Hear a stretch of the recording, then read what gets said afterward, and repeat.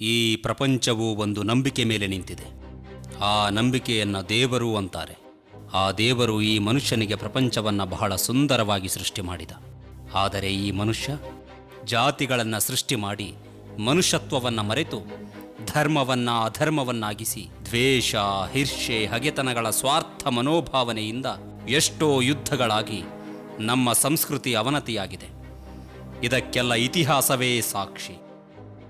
ಅಂತಹ ಎಷ್ಟೋ ಘಟನೆಗಳು ಇತಿಹಾಸದ ಪುಟಗಳಿಂದ ಮರೆಯಾಗಿವೆ. ಅಂತಹ ಮರೆಯಾದ ಘಟನೆಗಳಲ್ಲಿ ಇದು ಒಂದು ಘಟನೆ. ದ್ವಾಪರ ಯುಗದ ಅಂತ್ಯದಲ್ಲಿ ಎರಡು ರಾಜಮನೆತನಗಳ ನಡುವೆ ನಡೆದು ಹೋದ ಯುದ್ಧ ದೊಡ್ಡ ಮಾರಣ ಹೋಮವನ್ನು ಸೃಷ್ಟಿ ಮಾಡಿತ್ತು. ರಾಜಕೀಯ ತಂತ್ರವನ್ನು ಹೂಡಿದರೆ ಯಾರಿಗೂ ಉಳಿಗಾಲ ಇರುವುದಿಲ್ಲ ಎನ್ನುವುದಕ್ಕೆ ಈ ಘಟನೆ ಸಾಕ್ಷಿಯಾಗಿತ್ತು. ಇದಕ್ಕೆ ಸಂಬಂಧಪಟ್ಟ ಒಬ್ಬ ಯೋಗಿ ಸಮಾಧಿ ಸ್ಥಿತಿಯಲ್ಲಿ ಇದ್ದಾಗ ಋಷಿಮುನಿಗಳ ಸಹಾಯ ಪಡೆದು ಅಷ್ಟದಿಗ್ಬಂಧನ ಮಾಡಿ ಹೋಮ ಹವನ ಸಂಪೂರ್ಣವಾಗಿ ನಡೆಸಲಾಗಿತ್ತು. ಇದನ್ನು ಮೂರೂ ಕಾಲಗಳಲ್ಲೂ ಕಾಪಾಡಿಕೊಂಡು ಬಂದಲ್ಲಿ ಶಾಶ್ವತವಾದ ಪರಿಹಾರ ಸಿಗುವುದೆಂದು ತಿಳಿಸಿ ಎಚ್ಚರಿಕೆ ನೀಡಿದ್ದರು. ಈ ರಹಸ್ಯವನ್ನು ಶತ್ರುಗಳೂ ಕೂಡ ತಿಳಿದುಕೊಂಡಿದ್ದರು. ಆವಾಗಿನಿಂದ ಈವಾಗಿನವರೆಗೂ ಯಾರಿಗೂ ಗೊತ್ತಾಗದ ಹಾಗೆ ಯುದ್ಧ ನಡೆಯುತ್ತಾ ಬಂದಿದೆ. ಮೊದಲನೇ ಕಾಲ ಮುಗಿದು ಹೋಗಿತ್ತು. ಇನ್ನೆರಡು ಕಾಲಗಳವರೆಗೂ ಕಾಪಾಡಿಕೊಳ್ಳುವ ಜವಾಬ್ದಾರಿ ಅವರ ಮೇಲಿತ್ತು. ಎರಡನೇ ಕಾಲ ಬ್ರಿಟಿಷರ ಆಳ್ವಿಕೆಯ ಕಾಲದಲ್ಲಿ ಬಂದಾಗ ಅದರ ಪರಿಣಾಮವನ್ನು ಅರಿತ ಬ್ರಿಟಿಷರು ಎರಡೂ ಕುಟುಂಬಗಳ ನಡುವೆ ಸರ್ಪಗಾವಲಿನಂತೆ ನಿಂತು ಆ ಅನಾಹುತವನ್ನು ತಪ್ಪಿಸಿದ್ದರು. ಆದರೆ ಈಗ ಮೂರನೇ ಕಾಲ ಬಂದಿದೆ. ನ್ಯಾಯವನ್ನು ಒದಗಿಸಿಕೊಳ್ಳಬೇಕೆನ್ನುತ್ತಿರುವ ಒಂದು ಮನೆತನ, ಶಾಪ ವಿಮೋಚನೆಗಾಗಿ ಕಾಯುತ್ತಿರುವ ಇನ್ನೊಂದು ಮನೆತನ. ಇವರಿಬ್ಬರ ನಡುವೆ ಯುದ್ಧ ಶುರುವಾಗಿದ್ದೇ ನಿಜವಾಯಿತೆಂದರೆ ಮತ್ತೊಮ್ಮೆ ಮಾರಣ ಹೋಮ ನಡೆಯುವುದಂತೂ ಶತಸಿದ್ಧ. ರಾಜರ ಆಸ್ಥಾನದಲ್ಲಿ ಮಂತ್ರಿ, ಪಂಡಿತ, ಪಾಮರ, ಕವಿಗಳು, ವಿದ್ವಾಂಸರು, ಸೇನಾಧಿಪತಿ ಇದ್ದ ಹಾಗೆ ರಾಜರಿಗೆ ಗುಪ್ತವಾಗಿರುವ ಒಬ್ಬ ಮಹಾನ್ ರಾಜಗುರು ಇರುತ್ತಾರೆ. ಇದು ರಾಜಮನೆತನದವರನ್ನ ಹೊರತುಪಡಿಸಿ ಬೇರೆ ಯಾರಿಗೂ ತಿಳಿದಿರುವುದಿಲ್ಲ. ಇದು ರಾಜರಹಸ್ಯ. ಅಂತಹ ರಾಜಗುರು ಮನೆತನದಲ್ಲಿ ಮಕ್ಕಳು ಹುಟ್ಟಿದರೆ ಏನೋ ಸಂಭ್ರಮ, ಖುಷಿಯ ವಾತಾವರಣ. ಇವರ ವಿಷಯದಲ್ಲಿ ಹಾಗೆ ಇರಲಿಲ್ಲ. ಯಾಕೆಂದರೆ ಅಂದು ದ್ವಾಪರ ಯುಗದಲ್ಲಿ ತಿಳಿಯದೇ ಆದ ಆಕಸ್ಮಿಕ ಘಟನೆಗೆ ಉತ್ತರ ಹುಡುಕಲು ಬಂದಿರುವ ಹೆಣ್ಣು ಮಗು ಇದಾಗಿತ್ತು. ಇಲ್ಲಿ ಸಂಭ್ರಮದ ಬದಲಾಗಿ ಅವರಲ್ಲಿ ಆತಂಕ ಸೃಷ್ಟಿಯಾಗಿತ್ತು. ಯಾಕೆಂದರೆ ಹೆಣ್ಣೇಯಾಗಲಿ ಗಂಡೇಯಾಗಲಿ ಹುಟ್ಟಿದ 1 ವರ್ಷದ ನಂತರ ಒಂದು ಆಯ್ಕೆ ಅವರ ಮುಂದೆ ಇರುತ್ತಿತ್ತು. ಆ ಆಯ್ಕೆ ತಪ್ಪಿದ್ದಲ್ಲಿ ಮೊದಲು ಕತ್ತರಿಸಿದ ಮಕ್ಕಳ ಹಾಗೆ ಇದನ್ನು ಎಲ್ಲಿ ಕತ್ತರಿಸುವರೋ ಎಂಬ ಭಯ ಎಲ್ಲರಲ್ಲೂ ಹುಟ್ಟಿತ್ತು. ಕಾರಣ ಇದು ಅವರ ಮನೆತನದ ಕೊನೆಯ ಅವಕಾಶವಾದುದರಿಂದ ಅವಳ ತಾಯಿಯ ಕಣ್ಣಲ್ಲಿ ಆತಂಕ, ದುಃಖ ಮತ್ತು ಶಾಪವನ್ನು ಎಲ್ಲಿ ಹೊತ್ತುಕೊಳ್ಳುತ್ತೇನೋ ಎಂಬ ಭಯ. ತಂದೆಯ ಕಣ್ಣಲ್ಲಿ ತನ್ನ ಪರಂಪರೆಯ ಮರ್ಯಾದೆ ಎಲ್ಲಿ ಹಾಳಾಗುತ್ತೋ, ಈ ಬಾರಿಯೂ ನನಗೆ ಎಲ್ಲಿ ಅವಮಾನವಾಗುವುದೋ ಎನ್ನುವ ಭಯವಿತ್ತು. ಕೊನೆಗೂ ನಿಟ್ಟುಸಿರು ಬಿಟ್ಟಂತಾಯಿತು. ಆದರೂ ಸಮಸ್ಯೆ ಇನ್ನೂ ಬಗೆಹರಿದಿರಲಿಲ್ಲ. ಯಾಕೆಂದರೆ ಇಲ್ಲಿ ಆ ಮಗುವಿನ ಭವಿಷ್ಯದ ಬದಲಾಗಿ ಪರಂಪರೆಯ ಭವಿಷ್ಯ ಅವಲಂಬಿತವಾಗಿತ್ತು. ಅಂಬೆಗಾಲುಗಳಿಂದ ನಡೆಯುವುದನ್ನು ಬಿಟ್ಟು ಆ ಮಗು ಎದ್ದು ನಿಲ್ಲುವುದನ್ನು ಕಲಿತಾಗ ಅವಳ ವಿದ್ಯಾಭ್ಯಾಸ ಏನು ಮಾಡಬೇಕು ಎಂಬುದು ಮೊದಲೇ ನಿರ್ಧಾರವಾಗಿತ್ತು.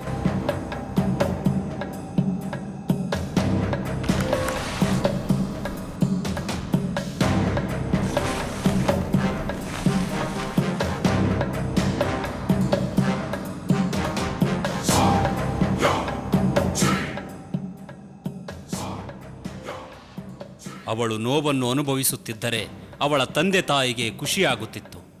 ಇದನ್ನು ನೋಡಿ ಇವಳಿಗೆ ಉತ್ಸಾಹ ಹೆಚ್ಚಾಗುತ್ತಿತ್ತು.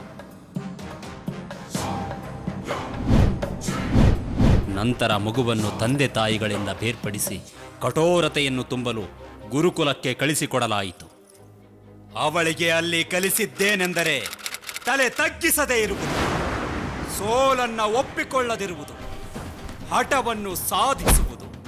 ಪ್ರತಿದಿನ ತನಗಿಂತ 2 ವರ್ಷ ಮೇಲ್ಪಟ್ಟು ಗಂಡು ಮಕ್ಕಳನ್ನು ಸೋಲಿಸಿದರೆ ಮಾತ್ರ ರಾತ್ರಿಯ ಊಟ.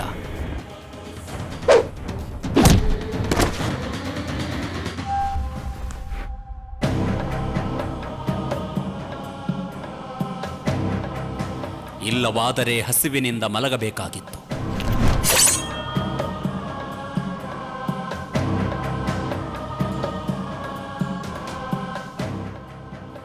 ಬಲವಂತವಾಗಿ ಅವಳನ್ನು ಇನ್ನೊಬ್ಬರನ್ನು ಕೊಲ್ಲುವಷ್ಟು ಪ್ರೇರೇಪಿಸಿದರು.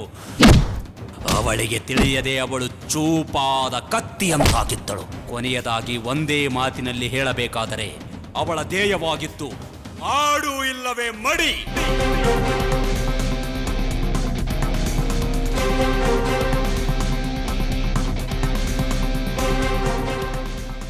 ಹಾಗೆ ಅವಳು ಬೆಳೆದು ದೊಡ್ಡವಳಾದಾಗ ಅವರ ಪರಂಪರೆಯ ಕೊನೆಯ ಪದ್ಧತಿಯಂತೆ ಅವಳ ಅತೇಂದ್ರಿಯ ಶಕ್ತಿ, ಕೌಶಲ್ಯತೆ ಮತ್ತು ಚಾತುರ್ಯತೆಯನ್ನು ಅಳೆಯಲು ಅವಳಿಗೆ ಚಕ್ರವ್ಯೂಹವನ್ನು ರಚಿಸಲಾಯಿತು. ಅವಳು ಅಲ್ಲಿ ಸೋತಿದ್ದೇ ನಿಜವಾದರೆ ದೇಹತ್ಯಾಗ, ಗೆದ್ದು ಬಂದರೆ ವೀರ ಪರಂಪರೆಯ ಜವಾಬ್ದಾರಿ.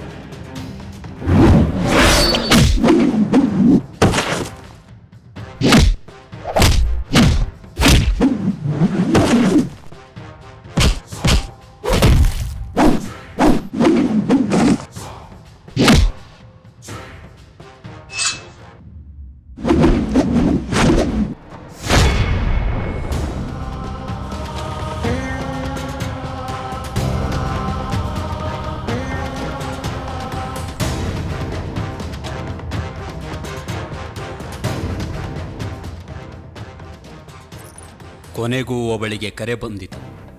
ತಾತನು ಆದೇಶಿಸಿದ ಸಮಯಕ್ಕೆ ಅವಳ ತಂದೆ ಸನ್ಯಾಸತ್ವ ಸ್ವೀಕಾರ ಮಾಡಿ ರಹಸ್ಯಗಳನ್ನು ತಿಳಿಸುವ ಸಮಯ ಅದಾಗಿತ್ತು.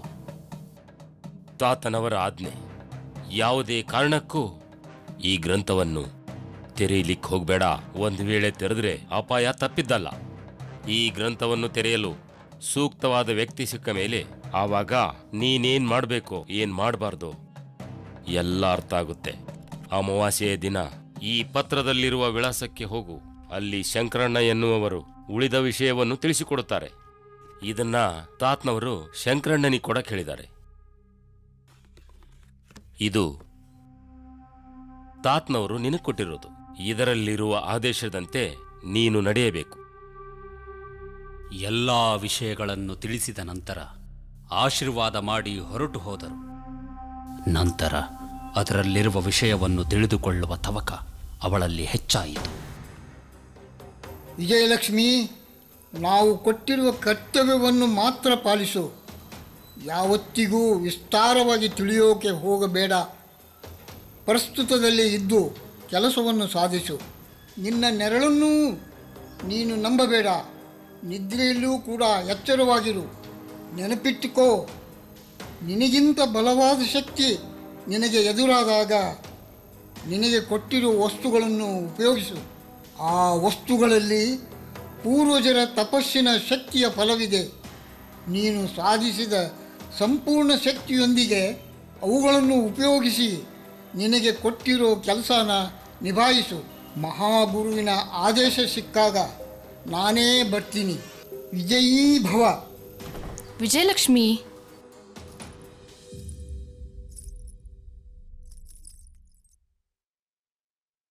ತಾತ್ನವರು ಇದನ್ನ ನಿನಗಷ್ಟೇ ಕೊಡೋಕೆ ಹೇಳಿದ್ರು. ನಿನಗೇನು ತೋಚದೇ ಇದ್ದಾಗ ಇದು ನಿನಗ್ ದಾರಿ ತೋರಿಸುತ್ತಂತೆ.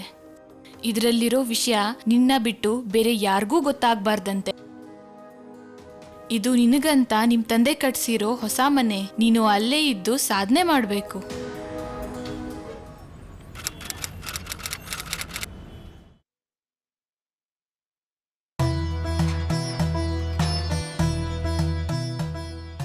ಬನ್ನಿ ವಿಜಯಲಕ್ಷ್ಮಿ ಅವರೇ.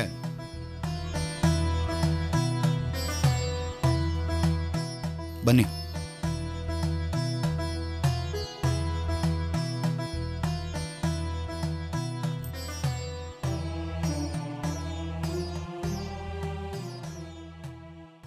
ನೀವಿರೋ ಸಿಚುವೇಶನ್ನಲ್ಲೇ ನಾನು ಇರೋದು. ನಿಮಗೆ ನಿಮ್ಮ ಜೀವನದ ಬಗ್ಗೆ ಅನೇಕ ಪ್ರಶ್ನೆಗಳು ಕಾಡ್ತಾ ಇರ್ಬೋದಲ್ವಾ? ನಿಮ್ಮನ್ನೇ ಯಾಕೆ, ಯಾವ ಕಾರಣಕ್ಕೆ ಈ ರೀತಿಯಾಗಿ ಬೆಳೆಸಿದ್ದಾರೆ ಅಂತ. ನಿಮ್ಮನ್ನಷ್ಟೇ ಅಲ್ಲ, ನಿಮ್ಮ ತಾತ, ತಂದೆ, ತಾಯಿ ಅವರನ್ನು ಬೇರೆ ಬೇರೆ ರೀತಿಲಿ, ಬೇರೆ ಬೇರೆ ಕಾರ್ಯಕ್ಕೆ, ಬೇರೆ ಬೇರೆ ರೀತಿಯಾಗೇ ಬೆಳೆಸಿರೋದು. ಅಷ್ಟೇ ಯಾಕೆ, ನನ್ನೂ ಕೂಡ ಬೇರೆ ರೀತಿಯಾಗೇ ಬೆಳೆಸಿರೋದು. ನಮ್ದೆಲ್ಲ ಒಂಥರ ರಹಸ್ಯ ಜನ್ಮ, ಒಗಟಿದ್ದ ಹಾಗೆ ನಾವೇ ಬಿಡಿಸ್ಕೋಬೇಕು. ನಿಮಗೆ ಒಂದು ವಿಷಯ ಗೊತ್ತಿರಲಿ, ಇದರ ಸಂಪೂರ್ಣ ಜವಾಬ್ದಾರಿ ಕೊಟ್ಟಂಥ ನಿಮ್ಮ ತಾತನವರಿಗೂ ಪೂರ್ಣ ವಿಷಯ ಗೊತ್ತಿಲ್ಲ. ಅವರಿಗೆ ಅವ್ರ ಗುರುಗಳು ಹಾಕಿಕೊಟ್ಟ ಮಾರ್ಗದರ್ಶನದಲ್ಲಿ ಹೇಗಿರಬೇಕು, ಏನು ಮಾಡಬೇಕು ಅದನ್ನೇ ಮಾಡಿದ್ದಾರೆ. ನಾವು ಕೂಡ ಅವ್ರು ಹಾಕ್ಕೊಟ್ಟ ದಾರಿಯಲ್ಲೇ ನಡಿಬೇಕು. ಅದೇ ಶ್ರೇಯಸ್ಕರ. ನಿಮ್ಮ ತಾತನವರು ಕೊಟ್ಟಂಥ ಪುಸ್ತಕವನ್ನು ಓದ್ದವರು, ಓದೋಕ್ಕೆ ಪ್ರಯತ್ನ ಪಟ್ಟವರು ಯಾರೂ ಬದುಕಿಲ್ಲ. ಅವರೆಲ್ಲ ನಿಮ್ಮ ಪೂರ್ವಜರೇ. ಆ ಪುಸ್ತಕದಲ್ಲಿರೋ ಒಬ್ಬ ವ್ಯಕ್ತಿಯ ಚಿತ್ರ ನೋಡಿದ್ರೆ ಸಾಕು, ಆ ವ್ಯಕ್ತಿಯ ಚಿತ್ರಣ ನಮ್ಮ ಮನಸ್ಸಿನಲ್ಲಿ ಮೂಡ್ತಿದ್ದ ಹಾಗೆ ಕೂಡಲೇ ಅವನಿಗೆ ಗೊತ್ತಾಗುತ್ತೆ. ಆಗ ನೀವೆಲ್ಲೇ ಇದ್ರೂ ನಿಮ್ಮನ್ನ ಹುಡುಕೊಂಡು ಬಂದು ಸಾಯಿಸ್ತಾನೆ. ಅವನು ಅಂದರೆ ಯಾರವನು? ಅವನು ಅಷ್ಟೊಂದು ಶಕ್ತಿಶಾಲಿನಾ?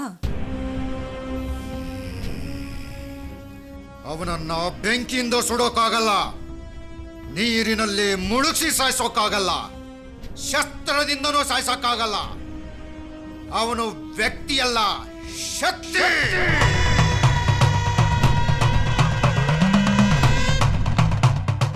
ಎಷ್ಟೋ ಜನ ಅವನ ಹೆಸರು ಹೇಳೋದಿರ್ಲಿ, ನೆನೆಸ್ಕೊಳ್ಳೋಕ್ಕೂ ಭಯ ಪಡ್ತಾರೆ. 500 ವರ್ಷಗಳಿಂದ ಅವನಿಗೆ ಕೊಟ್ಟಂತ ಕೆಲಸವನ್ನ ನಿಭಾಯಿಸೋಕೆ ಹಾಗೆ ತಿರುಗಾಡ್ತಾ ಇದ್ದಾನೆ. ಇಲ್ಲಿ ಎಲ್ಲೋ ಸಾಮಾನ್ಯ ಜನರ ಹಾಗೆ ನಮ್ಮ ಮಧ್ಯನೇ ಇದ್ದಾನೆ. ಯಾವಾಗ ಯಾವ ಕಡೆಯಿಂದ ಹೇಗೆ ಬರ್ತಾನೋ ಗೊತ್ತಿಲ್ಲ. ಸದಾ ಎಚ್ಚರಿಕೆಯಿಂದ ಇರಬೇಕು. ಹಾಗಾದ್ರೆ ಅವನಿಂದ ನನ್ನ ತಂದೆ, ನಮ್ಮ ತಾತನವ್ರಿಗೆ ಯಾಕೇನೂ ಮಾಡೋಕ್ಕಾಗಲಿಲ್ಲ? ಇವರೆಲ್ಲ ಸುರಕ್ಷಿತವಾಗಿರೋದಕ್ಕೆ ಮುಂದೆ ಈ ಸಮಸ್ಯೆನ ಹೇಗೆ ಬಗೆಹರಿಸಬೇಕು ಅನ್ನೋ ಉದ್ದೇಶಕ್ಕೆ ಅನುಕೂಲ ಆಗೋ ಹಾಗೆ ರಹಸ್ಯವನ್ನು ಕಂಡುಹಿಡಿದು ನಿಮ್ಮ ತಾತನವರಿಗೆ ಮಾರ್ಗದರ್ಶನ ತೋರಿಸಿದ್ದು ಯಾರು ಗೊತ್ತಾ? ಮಹಾನ್ ಗುರು ಅಗೋರಿ ತಿಲಕ್ ಮಹಾರಾಜ್ ಬಾಬಾಜಿ. ಮಹಾನ್ ತಪಸ್ವಿಗಳು, ತ್ರಿಕಾಲಜ್ಞಾನಿಗಳು. ಈಗ ಅವರಿಗೆ ವಯಸ್ಸು ಎಷ್ಟು ಗೊತ್ತಾ? 300 ವರ್ಷ. ಈಗಲೂ ಸಮಾಧಿ ಸ್ಥಿತಿಯಲ್ಲಿದ್ದಾರಂತೆ. ಸಮಯ ಬಂದಾಗ ಅವರೇ ಬರ್ತಾರಂತೆ. ಗುರುಗಳು ಆ ರಹಸ್ಯ ಕಂಡು ಹಿಡಿದ್ರು ಅಂದ್ರಲ್ಲ, ಏನದು ರಹಸ್ಯ? ಅದೊಂಥರ ಅಂತರ್ಲೋಕದ ಹೋರಾಟದ ಜಾಲ. ತಿಲಕ್ ಬಾಬಾರವರು ಎಷ್ಟೋ ವರ್ಷಗಳಿಂದ ತಪಸ್ ಮಾಡಿ ಎಲ್ಲವನ್ನ ಅರಿತುಕೊಂಡು ನಿಮ್ಮ ತಾತನವರಿಗೆ ಮಾರ್ಗದರ್ಶನ ನೀಡಿ ಅವರನ್ನು ಬರೀ ಸಮಾಧಿ ಸ್ಥಿತಿಯಲ್ಲಿರೋ ಹಾಗೆ ತರಬೇತಿ ನೀಡಿದ್ರಂತೆ. ಅವರು ಅಕಸ್ಮಾತ್ತಾಗಿ ಧ್ಯಾನದಲ್ಲಿ ಕುಳಿತುಕೊಂಡಾಗ ಅವರ ದಿವ್ಯ ದೃಷ್ಟಿಯಲ್ಲಿ ಒಂದು ಸಣ್ಣ ಸಾಕ್ಷಾತ್ಕಾರವಾದರೂ ಭವಿಷ್ಯವನ್ನು ನೋಡೋಕೆ ಬಿಡ್ತಾ ಇರಲಿಲ್ವಂತೆ. ಯಾಕೆ ಈಗೇನು ತಿಳಿಯಕ್ಕೆ ಬಿಡ್ತಾ ಇರಲಿಲ್ಲ ಅಂದರೆ, ನಮ್ಮ ಶತ್ರುಗಳಿಗೆ ನಮ್ಮ ಮನಸ್ಸಿನಲ್ಲಿರೋದು ಕೂಡ ತಿಳ್ಕೊಳ್ಳುವಂಥ ಸಾಮರ್ಥ್ಯ ಇದೆ. ಹಾಗಾಗಿ ನಾವಿರೋ ಸ್ಥಳವಾಗಲಿ, ನಮ್ಮ ಬಗ್ಗೆ ಮಾಹಿತಿ ಆಗಲಿ ಸಿಗದೇ ಇರೋ ಹಾಗೆ ಎಚ್ಚರಿಕೆ ವಹಿಸಬೇಕು. ಅದಕ್ಕಾಗಿ ನಮ್ಮ ಕಾರ್ಯದ ಬಗ್ಗೆ ಯೋಚನೆ ಮಾಡೋದಾಗ್ಲಿ ವಿಚಾರ ಏನೂ ಮಾಡಿಕೊಡ್ದು. ಯಾವುದು ಹೇಗಿದೆಯೋ ಅದನ್ನು ಹಾಗೇ ತಿಳಿದುಕೊಂಡು ಹಿರಿಯರ ಮಾರ್ಗದರ್ಶನದಲ್ಲಿ ಬದಲಾವಣೆ ಮಾಡಬೇಕು. ಸ್ವಲ್ಪ ಎಡವಟ್ಟಾದರೂ ಅದು ಶತ್ರುಗಳಿಗೆ ಗೊತ್ತಾಗುತ್ತೆ. ಅಲ್ಲಿಗೆ ನಮ್ಮ ಕತೆ ಮುಗಿದ ಹಾಗೆ. ಅಲ್ಲ, ನಾವಿವಾಗ ಅದೇ ವಿಷಯವಾಗಿ ಮಾತಾಡ್ತಿದ್ದೀವಲ್ಲ, ಅವನಿಗೆ ಗೊತ್ತಾಗಲ್ವಾ? ಅದೇ ಮುಖ್ಯವಾದ ರಹಸ್ಯ. ನಿಮ್ಮ ತಂದೆಯವರು ನಿಮಗೆ ವಿಷಯ ತಿಳಿಸಿ ಸನ್ಯಾಸತ್ವ ಸ್ವೀಕರಿಸಿದ ದಿನ ಯಾವ್ದು ಹೇಳಿ? ಹುಣ್ಣಿಮೆ. ನನ್ನನ್ನು ಭೇಟಿಯಾಗಕ್ಕೆ ಹೇಳಿದ ದಿನ ಯಾವ್ದು ಹೇಳಿ? ಅಮಾವಾಸ್ಯೆ. ಅಂದ್ರೆ ಇವತ್ತು ತಾನೆ. ತಿಲಕ್ ಬಾಬಾ ಅವರು ತಿಳಿಸ್ಕೊಟ್ಟದ್ದು ಇದನ್ನೇ. ಆ ಹಠಯೋಗಿ ಅಮಾವಾಸ್ಯೆ ಮತ್ತು ಹುಣ್ಣಿಮೆ ದಿನವೇ ಸಾಧನೆ ಮಾಡೋಕೆ, ಮತ್ತೆ ಸಾವಿನ ಸಮಯ ಹತ್ರ ಬಂದಾಗ ಸಾವನ್ನ ಗೆಲ್ಲೋಕೆ ಭೂಮಿ ಬಿಟ್ಟು ಅಂತರದಲ್ಲಿ ಕುಳಿತುಕೊಂಡಿರ್ತಾನೆ. ಆಗ ಅವ್ರಿಗೆ ಲೌಕಿಕ ಪ್ರಪಂಚದ ಬಗ್ಗೆ ತಿಳಿದುಕೊಳ್ಳೋಕ್ಕಾಗೋದಿಲ್ಲ. ಆತ್ಮಿಕ ಸ್ಥಿತಿಯಲ್ಲಿದ್ದರೂ ಅಲೌಕಿಕ ಸಾಧನೆ ಮಾಡ್ತಾರೆ. ಇವತ್ತು ಬರೋ ಹುಣ್ಣಿಮೆ ಮತ್ತೆ ಮುಂದೆ ಬರೋ ಅಮಾವಾಸ್ಯೆ, ನಮಗಿರೋದು 30 ದಿನ. ಆ 30ನೇ ದಿನನೇ ನಮ್ಮ ಸಾಧನೆಗೆ ಕೊನೆಯ ದಿನ. ಅಂದರೆ ನಮಗೆ ಯೋಜನೆ ಹಾಕ್ಕೊಳ್ಳೋಕಿರೋದು 3 ದಿನಗಳು. ಇವತ್ತು ಬರೋ ಹುಣ್ಣಿಮೆ, ಮುಂದೆ ಬರೋ ಅಮಾವಾಸ್ಯೆ ತನಕ. ಕೆಲಸ ಮಾಡೋಕ್ಕಿರೋದು 27 ದಿನಗಳು ಮಾತ್ರ.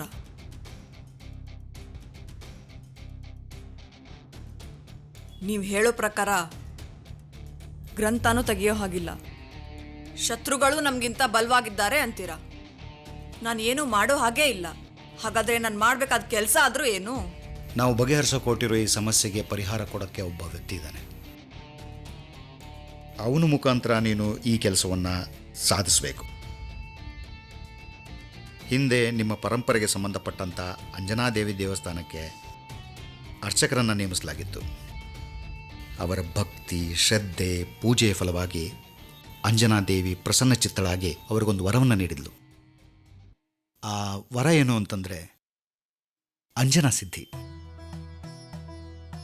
ನಾವು ಯಾವುದೇ ವಿಷಯದ ಬಗ್ಗೆ ತಿಳ್ಕೊಳ್ಬೇಕು ಅಂತಂದರೆ ಆ ವಿಷಯಕ್ಕೆ ಸಂಬಂಧಪಟ್ಟಂಥ ವಸ್ತುವನ್ನು ಮುಟ್ಟಿ ಕೈಗೆ ಅಂಜನ ಹಚ್ಚಿ ನೋಡಿದಾಗ ನಡೆದು ಹೋದದ್ದನ್ನು ತಿಳಿಸಿಕೊಡೋಷ್ಟು ಮತ್ತು ಕಳೆದು ಹೋದದ್ದನ್ನು ಹುಡುಕಿ ಕೊಡೋಷ್ಟು ಶಕ್ತಿ ಅವರಲ್ಲಿತ್ತು. ನಿಮ್ಮ ತಾತನವರು 18 ವರ್ಷಗಳ ಹಿಂದೆ ಒಂದು ಹೆಣ್ಣು ಮಗುವಿನ ಬಟ್ಟೆ ಕೊಟ್ಟಿದ್ರು.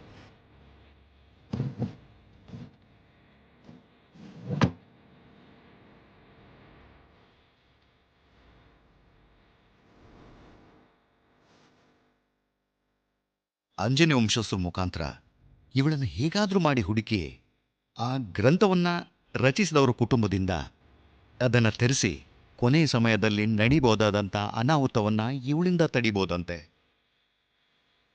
ಅದಕ್ಕಾಗಿ ಮೊದಲು ನಾವು ಅವನನ್ನು ವಿಶ್ವಾಸ ತಗೋಬೇಕು.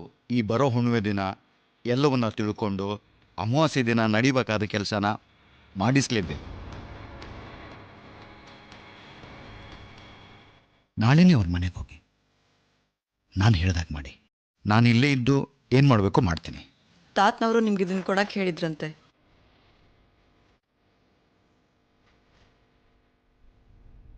ಸರಿ, ಹೊರಡಿ. ಹೋಗಿ ಬರ್ತೇನೆ. ಹೋಗಿ ಬನ್ನಿಮ್ಮ, ದೇವ್ರು ಒಳ್ಳೇದು ಮಾಡಲಿ.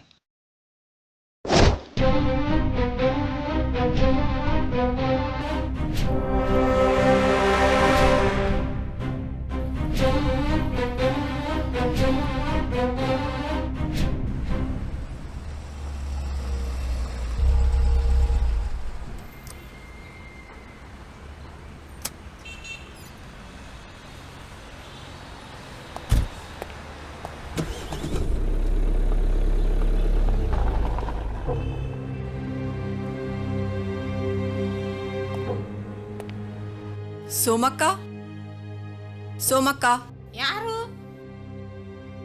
ಶಂಕರಣ್ಣನವ್ರು ಕಳಿಸಿದ್ರು. ವಿಜಯಲಕ್ಷ್ಮಿ, ಬಾ ತಾಯಿ. ಚಾ ತಗೋರ್ವ.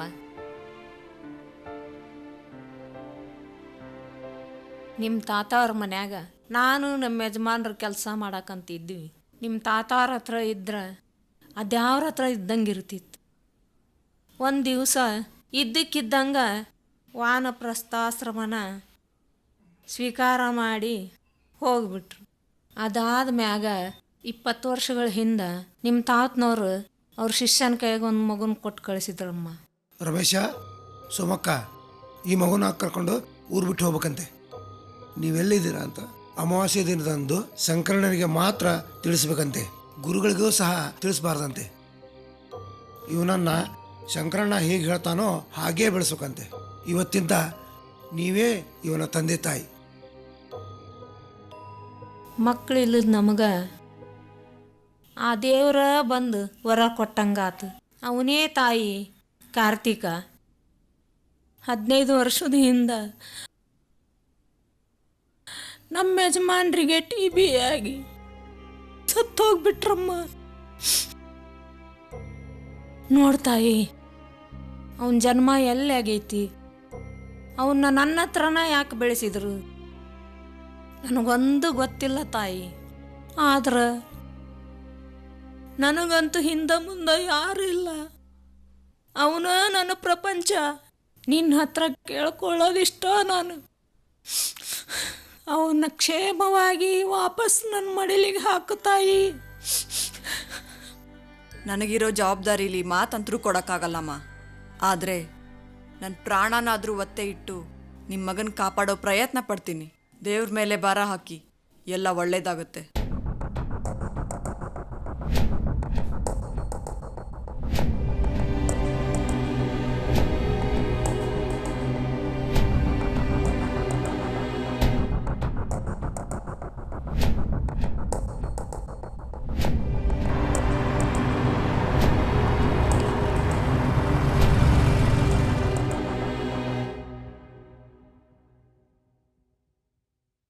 ರಾಮಣ್ಣ,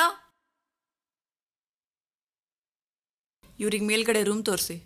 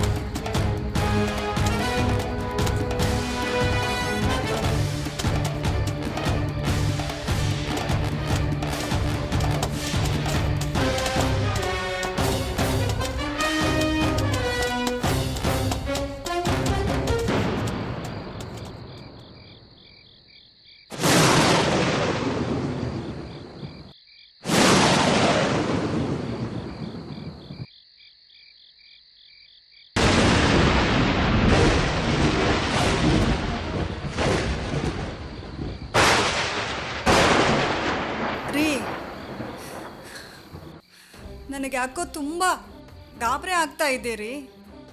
ಹೋದ ಕೆಲಸ ಆಗುತ್ತೋ ಇಲ್ವೋ, ನಮಗೆ ಆ ಮಗು ಸಿಗುತ್ತೋ ಇಲ್ವೋ ಅಂತ ತುಂಬ ತುಂಬ ಭಯ ಆಗ್ತಾ ಇದೆ ರೀ. ಜಾನಕಿ, ಏನು ಮಾತಾಡ್ತಾ ಇದೀಯ? ಭಯನಾ? ಆ ಗುರುಗಳಿರುವಾಗ ಭಯ ಪಡೋ ಅವಶ್ಯಕತೆನೇ ಇಲ್ಲ. ಆ ಮಗು ನಮ್ಗೆ ಸಿಕ್ಕೇ ಸಿಗುತ್ತೆ. ಗುರುಗಳ ಆಶೀರ್ವಾದ ನಮ್ಮ ಮೇಲಿದೆ. ಧೈರ್ಯವಾಗಿರು.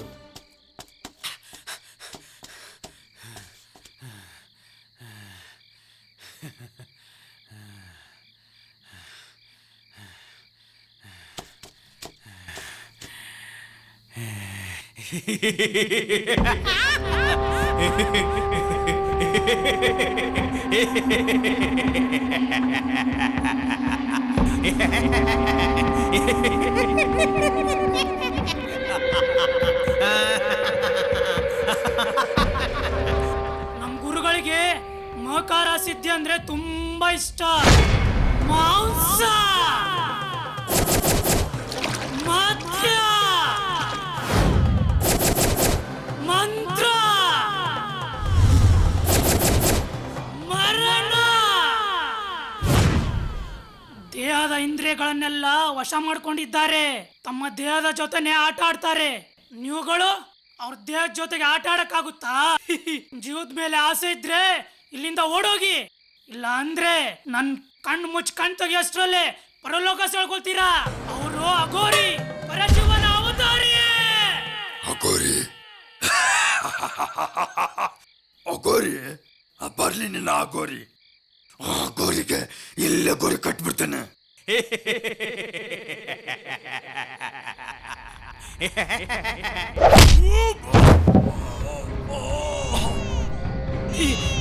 ಇವಾಗಿದೆ ಮಕ್ಕಳ ನಿಮಗೆ.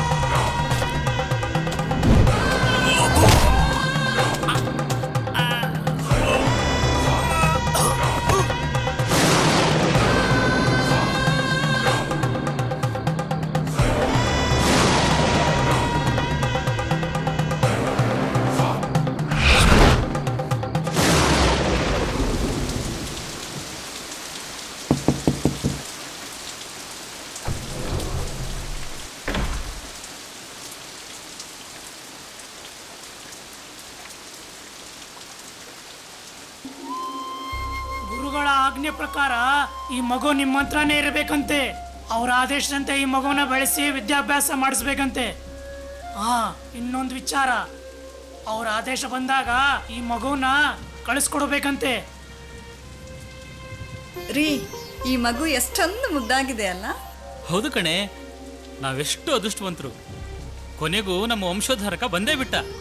ಭೈರಪ್ಪ, ಇದು ಹೆಣ್ಮಗು.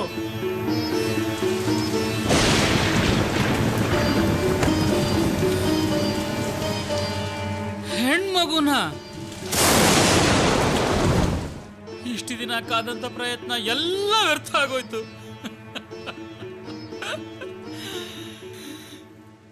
ಇವಳಿಂದ ಏನ್ ಮಾಡಕ್ ಸಾಧ್ಯನೇ? ಸಮಾಧಾನ ಮಾಡ್ಕೊಳ್ರಿ. ಗುರುಗಳು ಏನಾದ್ರೂ ದಾರಿ ತೋರಿಸ್ತಾರೆ. ಜೋಯಿಸ್ರೆ, ನಮ್ಮೂರಿನ ಜಾತ್ರಾ ಮಹೋತ್ಸವ ಜವಾಬ್ದಾರಿ ನೀವೇ ನೋಡ್ಕೋಬೇಕು. ಆಯಿತು, ಈ ವರ್ಷ ಎಲ್ಲ ವಿಜೃಂಭಣೆಯಿಂದ ಮಾಡೋಣ. ನಾನೆಲ್ಲ ವ್ಯವಸ್ಥೆ ಮಾಡ್ತೀನಿ, ನೀವೆಲ್ಲ ಮುಂದಿನ ಕೆಲಸ ನೋಡಿ. ಹೋಗಿ ಬನ್ನಿ.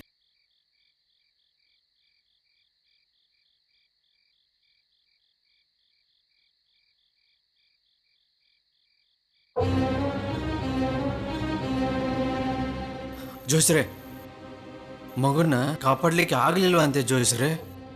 ಎಲ್ಲಿಂದನೋ ಅಘೋರ ವ್ಯಕ್ತಿ ಬಂದು ನಮ್ಮವ್ರಿಗೆಲ್ಲ ಹೊಡೆದು ಮಗುನ ಕಳಿಸ್ಕೊಟ್ನಂತೆ. ನಮ್ಮವರು ಯಾರೂ ಬದುಕಿಲ್ಲ. ನಿಮ್ಗೇನೋ ಕಡಿಮೆ ಮಾಡಿದ್ವಿ.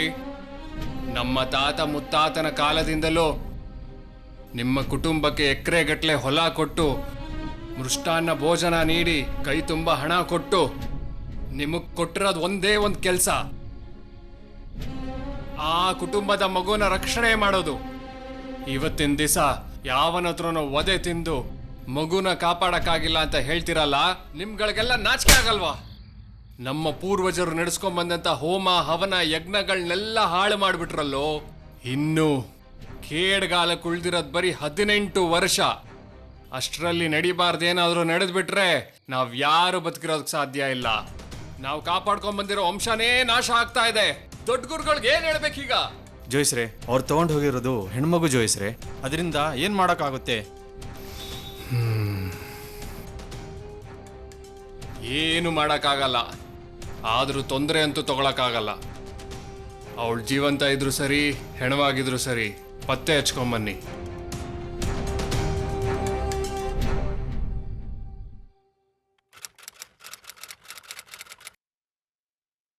ದೇಶದ ಭವಿಷ್ಯ ನಿಮ್ಮನ್ನೇ ಅವಲಂಬಿಸಿದೆ. ಸಿಡಿಲ ಗರ್ಜನೆಯೊಂದಿಗೆ ನೀವು ಕಾರ್ಯೋನ್ಮುಖರಾಗಬೇಕು. ನಿಮ್ಮ ರಕ್ಷಣೆಗೆ, ಕುಟುಂಬದ ರಕ್ಷಣೆಗೆ ಮತ್ತು ಈ ಸಮಾಜದ ರಕ್ಷಣೆಗೆ ಈ ಕಲಿಕೆ ದೇವರು ಕೊಟ್ಟ ಒಂದು ದೊಡ್ಡ ವರದಾನ. ಇಲ್ಲಿ ಗುರಿ ಮುಟ್ಟೋಕೆ ನೋವೇ ಮೆಟ್ಟಿಲು. ಇಲ್ಲಿ ಎಷ್ಟು ನೋವು ಅನುಭವಿಸ್ತಿರೋ ಅಷ್ಟು ಬೇಗ ಗುರಿ ಮುಟ್ತೀರಾ. ಇಲ್ಲಿ ನೋವೇ ನಿಮಗೆ ಆಶೀರ್ವಾದ. ನೋವಿಲ್ದೆ ಮನೆಗೆ ಹೋಗ್ಬೇಡಿ, ಓಕೆ? ಮಾಸ್ಟರ್, ಜಯ ಭೈರಪ್ಪನ ಮಗಳು. ದೊಡ್ಡಗುರುಗಳು ಹೇಳ್ಕಳಿಸಿದಾರಂತೆ.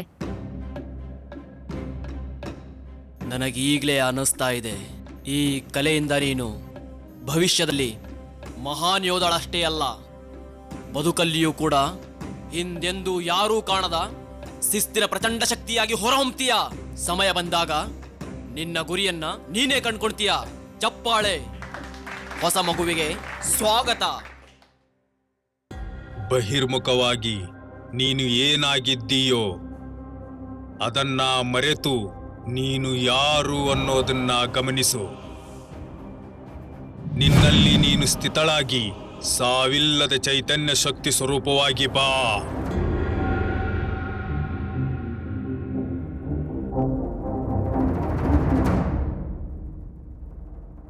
ಕಲ್ಪನೆ ಎಂಬ ರಣರಂಗದಲ್ಲಿ ನೀನು ಇಡೋ ಹೆಜ್ಜೆ ಧೈರ್ಯದ್ದಾಗಿರಲಿ. ನಿನ್ನ ದೇಹ ನಿನ್ನ ಆಜ್ಞೆಯನ್ನೇ ಪಾಲನೆ ಮಾಡಬೇಕು.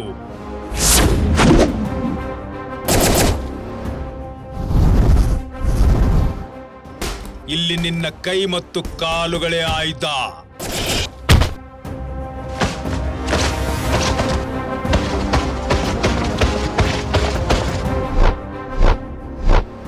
ಬೇಡ. ಅಡಿಯಿಂದ ಮುಡಿವರೆಗೂ ಮೈಯೆಲ್ಲ ಕಣ್ಣಾಗಿರಲಿ.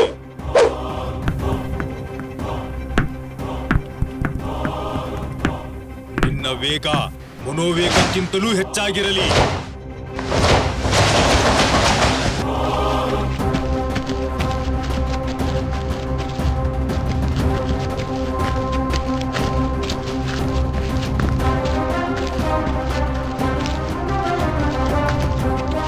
ನಿನ್ನ ಅಭ್ಯಾಸ ಹೇಗಿರಬೇಕೆಂದರೆ ಸಾವಿನ ಬಾಗಿಲನ್ನು ಮುಟ್ಟಿಸಿ ಬರುವಂತಿರಬೇಕು. ನೆನಪಿಟ್ಕೋ, ನಿನ್ನ ಶತ್ರುಗಳು ನಿನಗಿಂತಲೂ ಬಲವಾಗಿದ್ದಾರೆ.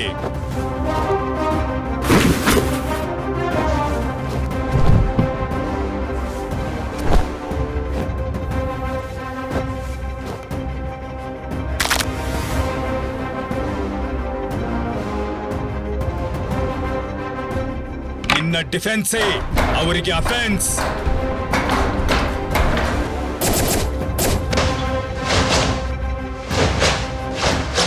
ಆಕ್ರಮಣ ನಿನ್ನ ಶಕ್ತಿಗೆ ಮೀರಿರಲಿ.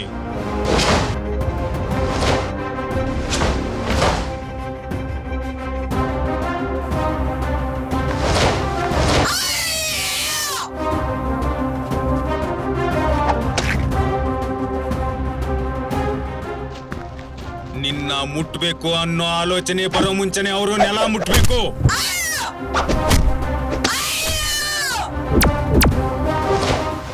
ಎಲ್ಲಾ ಶತ್ರುಗಳನ್ನ ಮಟ್ಟ ಹಾಕಿ ಗೆಲುವು ನನ್ನದೇ ಅನ್ನೋದನ್ನ ನೀನು ಮೊದಲೇ ಬಲ್ಲೆ. ಏಕೆಂದರೆ ಈ ಯುದ್ಧ ರಂಗಕ್ಕೆ ನೀನೇ ರಾಣಿ.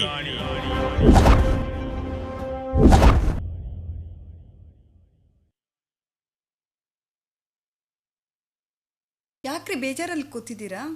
ಗುರುಗಳ ಕರೆ ಬಂದಿತ್ತು. ಹಾ, ಜಯ ಎಲ್ಲ ವಿಷಯ ಹೇಳ್ಬಿಡೋದು ಒಳ್ಳೇದು. ನಾನು ಅವಳ ಸ್ವಂತ ತಾಯಿ ಅಲ್ಲದೆ ಇರ್ಬೋದು, ಆದರೆ ನನ್ನ ಸ್ವಂತ ಮಗಳಕ್ಕಿಂತ ಹೆಚ್ಚಾಗಿ ಸಾಕಿದ್ದೀನಿ ಅವಳನ್ನ. ಅದನ್ನ ನಾವು ಹೇಳಲೇಬೇಕಲ್ವಾ? ಬೇರೆ ದಾರಿನೇ ಇಲ್ಲ. ಇದು ಗುರುಗಳ ಆಜ್ಞೆ. ನಾವು ನಮ್ಮ ಮನಸ್ಸನ್ನ ಕಲ್ ಮಾಡ್ಕೊಳ್ಳೇಬೇಕು.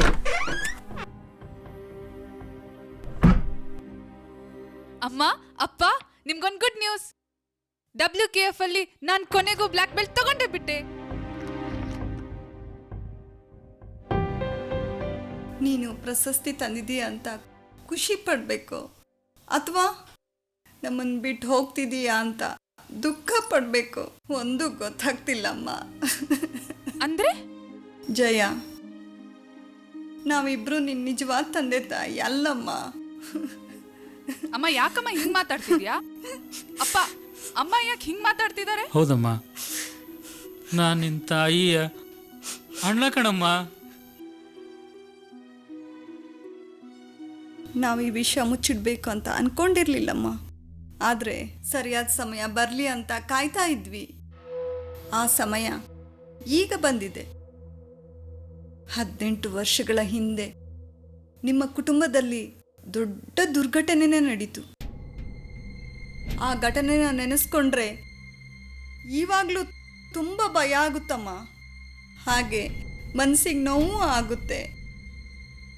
ನೀನು ಹುಟ್ಟೋಕ್ಕೂ ಮುಂಚೆ ಶುರುವಾದಂಥ ಸಮಸ್ಯೆ ನೀನು ಹುಟ್ಟಿದ ಮೇಲೆ ದುರಂತಮಯವಾಗಿ ಮುಗಿದೋಯ್ತಮ್ಮ. ನಿಮ್ಮ ತಾತನವರಿಗೆ 3 ಜನ ಮಕ್ಕಳು. ಮೊದಲನೇವನು ರಾಜೇಶ, ಎರಡನೇವನೇ ನಿಮ್ಮ ತಂದೆ ಅಜೇಯ, ಇನ್ನು 3ನೇಯವಳು ಗೀತಾ ಅಂತ. ನಿಮ್ಮ ತಂದೆ ಸಿಟಿಲಿ ಓದೋವಾಗ ಒಂದಿನ ನಿಮ್ಮ ತಾತನಿಗೆ ಹೃದಯಾಘಾತ ಆಗಿರೋ ಸುದ್ದಿ ಕೇಳಿ ನಿಮ್ಮ ತಂದೆ ಹಳ್ಳಿಗೆ ಹೋದರು. ಆದರೆ ಹಳ್ಳಿಲಿ ಆಸ್ಪತ್ರೆ ವ್ಯವಸ್ಥೆ ಸರಿಯಾಗಿ ಇಲ್ಲದೆ ಇರೋದ್ರಿಂದ ನಿಮ್ಮ ತಾತನ್ನ ಉಳಿಸ್ಕೊಳ್ಳೋಕ್ಕಾಗಲೇ ಇಲ್ಲ. ಇದರಿಂದ ನಿಮ್ಮ ತಂದೆಯವ್ರ ಮನಸ್ಸಿನ ಮೇಲೆ ತುಂಬ ಪರಿಣಾಮ ಬೀರ್ತು.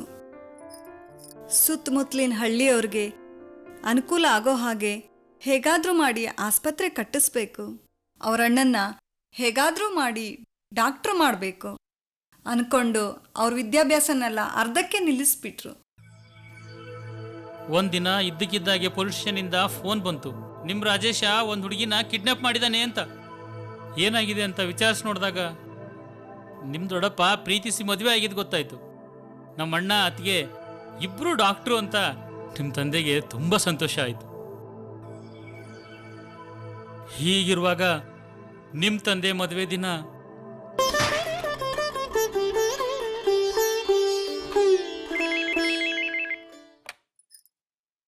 Hello hello, ನಾನಮ್ಮ Rajesh. ರಾಜೇಶ್ ಅಣ್ಣ, ಹಾ, ನಾನ್ ಗೀತಾ ಮಾತಾಡ್ತಿರೋದಣ್ಣ. ಓ ಹೌದಾ? ಹೇಗಿದೆಯಾ ಅಣ್ಣ? ನಾನ್ ಚೆನ್ನಾಗಿದ್ದೀನಮ್ಮ, ನೀನು? ನಾನ್ ಚೆನ್ನಾಗಿದ್ದೀನಣ್ಣ. ಓಕೆ, ಮದುವೆ ಹೇಗಾಯ್ತಮ್ಮ? ಅಣ್ಣ, ಯಾಕಣ್ಣ ಮದ್ವೆಗೆ ಬರ್ಲಿಲ್ಲ? ಅದು ನೀನು ಅದಕ್ಕೆ ಬಂದಿದ್ರೆ ಎಷ್ಟು ಚೆನ್ನಾಗಿರೋದು ಗೊತ್ತಾ? ನಾನು ತುಂಬಾ ಬ್ಯುಸಿ ಇದ್ದೆ ಅಮ್ಮ. ಅಮ್ಮನಿಗೆ ಫೋನ್ ಕೊಡು. ಆಯ್ತಣ್ಣ. ಅಮ್ಮ ಅಮ್ಮ, ರಾಜೇಶ್ ಅಣ್ಣ ಕಾಲ್ ಮಾಡಿದ್ದಾನೆ. ಹಲೋ ರಾಜೇಶ, ಯಾಕೋ ಅಜಯನ್ ಮದ್ವೆಗೆ ಬರಲಿಲ್ಲ? ಮದ್ವೆಲಿ ಎಲ್ರೂ ನಿನ್ನೆ ಕೇಳ್ತಾ ಇದ್ರು ಗೊತ್ತಾ?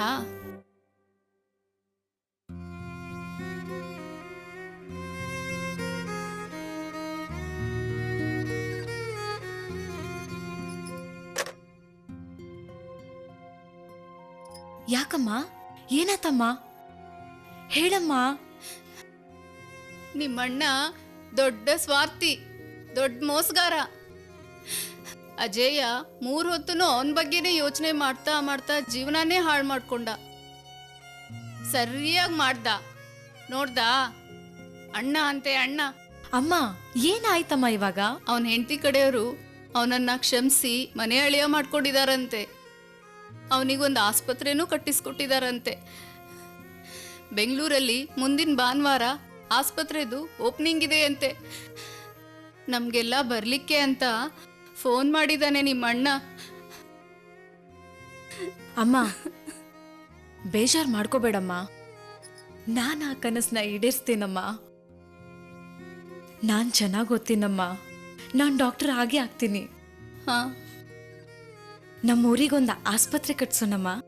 ಹಾ, ನೀ ಡಾಕ್ಟರ್ ಆದ್ಮೇಲೆ ನಿನ್ ಗಂಡನೂ ಕೂಡ ಮನೆ ಎಳೆಯ ಆಗ್ಲೇಬೇಕು ಅಂತ ಕಂಡೀಷನ್ ಹಾಕಿ ಮದ್ವೆ ಆಗು. ಅಮ್ಮ, ಅಜಯ್ ಅಣ್ಣ ಇದ್ದಾನಲ್ವಾ, ನೋಡ್ಕೋತಾನೆ ಬಿಡಮ್ಮ ಅದನ್ನೆಲ್ಲ. ನಾನು ನಿಮ್ಮನ್ನ ಬಿಟ್ಟು, ಈ ಹಳ್ಳಿನ ಬಿಟ್ಟು ನಾನು ಎಲ್ಲೂ ಹೋಗಲ್ಲಮ್ಮ.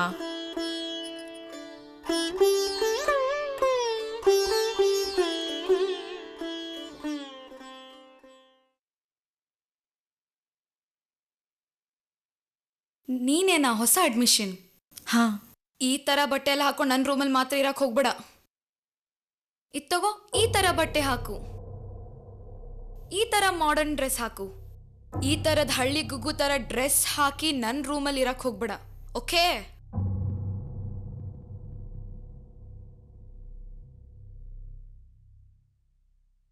ಹಾಯ್. ಏನೇ ಎಷ್ಟೊತ್ತು ವೆಯ್ಟ್ ಮಾಡಬೇಕು? ಈ ನಿನ್ನ ಮುದ್ದು ಮುಖ, ಈ ನಿನ್ನ ಸೆಕ್ಸಿ ಸೊಂಟ ನೋಡೋಕ್ಕೆ. ಓ ಬೇಬಿ, ಹೊಗಳೋದೆಲ್ಲ ಸಾಕು, ವಿಷಯ ಏನಂತ ಹೇಳು. ಏನಿಲ್ಲ, ಬರೋ ಸ್ಯಾಟರ್ಡೆ ನಮ್ಮ ಗೆಸ್ಟ್ ಹೌಸ್ಗೆ ಹೋಗೋಣ. ಸಾರಿ, ಅಪ್ಪ ಬರ್ತಿದ್ದಾರೆ ಕಾಲೇಜ್ ಫೀಸ್ ಕಟ್ಟೋಕೆ ಅಂತ. ಊರಲ್ಲಿ ಗ್ರಾಮ ದೇವತೆ ಜಾತ್ರೆ ಬೇರೆ ಇದೆ, ನನ್ನನ್ನು ಕರ್ಕೊಂಡು ಹೋಗ್ತಾರೆ. ಸೊ ನೆಕ್ಸ್ಟ್ ಟೈಮ್ ಯಾವಾಗಾದ್ರೂ ಪ್ಲಾನ್ ಮಾಡುವ, ಆಯ್ತಾ ಬೇಬಿ? ಹಾ, ಬಂದೆ. ಛೇ,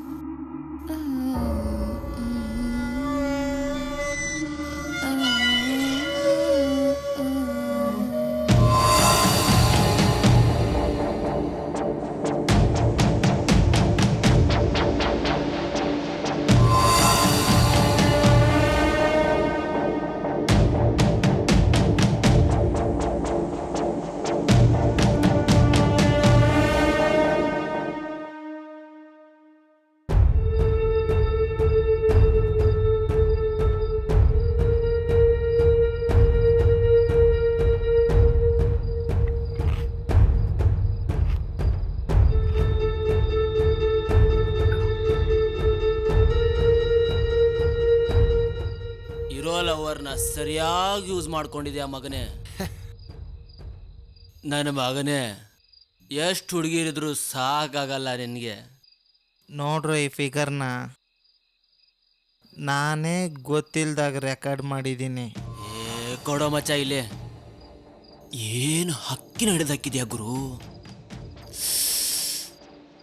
ಒಳ್ಳೆ ಕರ್ಪೂರದ ಗೊಂಬೆ ಗೊಂಬೆ ಇದ್ದಂಗ ಅವಳೆ. ಕೊಡ ಇಲ್ಲೇ.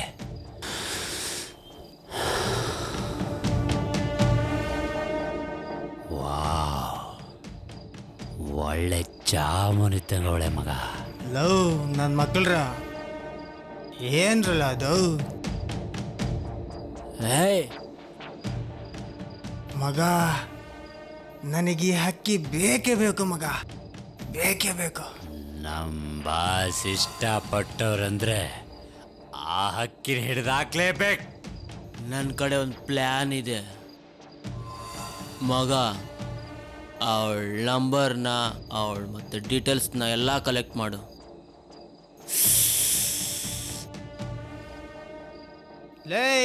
ಎಲ್ಲ ಹೋಗ್ತಿದ್ಯಾ ಲೈ ಮಜ? ಎಲ್ಲ ಹೋಗ್ತಿದ್ಯಾ?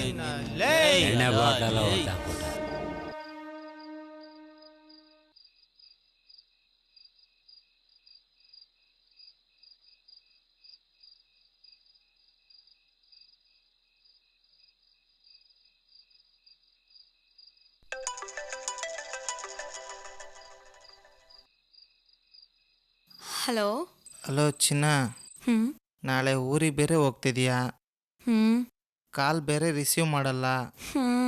ಏನಾರ ಎಮರ್ಜೆನ್ಸಿ ವಿಷಯ ತಿಳಿಸ್ಬೇಕಂದ್ರೆ ಯಾರಿಗೆ ತಿಳಿಸ್ಲಿ ಚಿನ್ನ?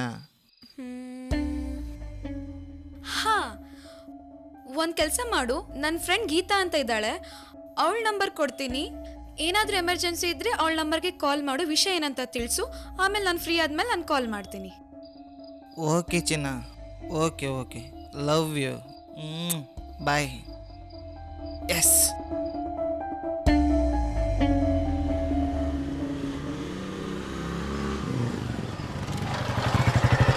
ನಿನಗೇನೋ ತೋರಿಸ್ಬೇಕು. ಏನು? ಹ್ಞೂ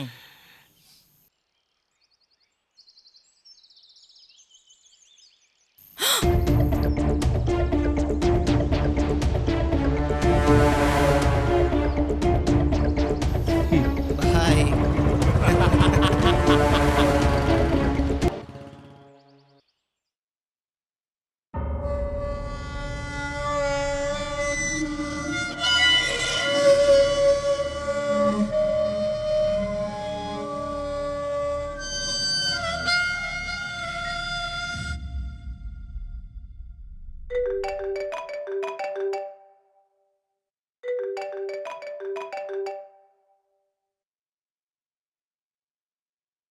ಹಲೋ, ಯಾರು? ನಾನು ಸುಮಂತ್. ಪ್ಲೀಸ್ ಆ ವಿಡಿಯೋ ಡಿಲೀಟ್ ಮಾಡಿ. ನಿನ್ನ ಈ ವಿಡಿಯೋ ಡಿಲೀಟ್ ಆಗಬೇಕು ಅಂದರೆ ನಾಳೆ ನಾ ಕರೆಯೋ ಜಾಗಕ್ಕೆ ನೀನು ಬರಬೇಕು. ಅಣ್ಣ ಪ್ಲೀಸ್, ನಾನಂತವಳಲ್ಲ, ನನ್ನನ್ನು ಬಿಟ್ಬಿಡಿ. ನೀನು ಅಂಥವಳಲ್ಲ ಚಿನ್ನ, ಆದರೆ ನಾವಂಥವ್ರೆ. ನೀನಂಥವಳು ಆಗಲೇಬೇಕು. ಇಲ್ಲ ಅಂದರೆ ಈ ವಿಡಿಯೋನ ಇಡೀ ಪ್ರಪಂಚನೇ ನೋಡೋಷ್ಟು ವೈರಲ್ ಮಾಡ್ತೀನಿ. ಪ್ಲೀಸ್ ಬಿಡ ಬಿಡ ಬಿಡ, ನಾನು ಬರ್ತೀನಂತೆ, ನೀವು ಹೇಳ್ದಾಗೆ ಕೇಳ್ತೀನಿ. ಹಾಗಾದರೆ ನಾಳೆ ಬಸ್ ಸ್ಟಾಪಿಗೆ ಬಂದು ವೆಯ್ಟ್ ಮಾಡ್ತೀನಿ. ಬರಲೇಬೇಕು. ಬಂದೇ ಬರ್ತೀಯಾ? ಬರ್ತೀಯಲ್ಲ?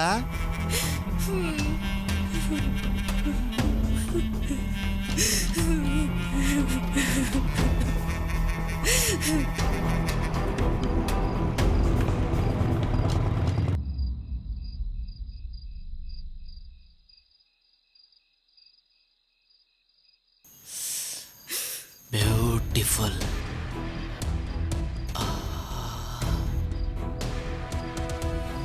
ಸಖತ್ತಾಗಿದ್ದಾಳೆ.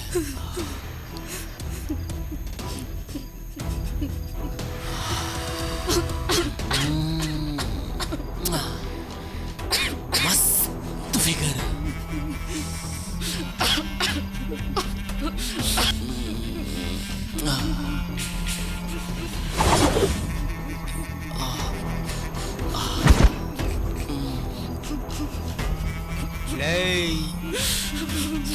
ಹೋಗ್ರ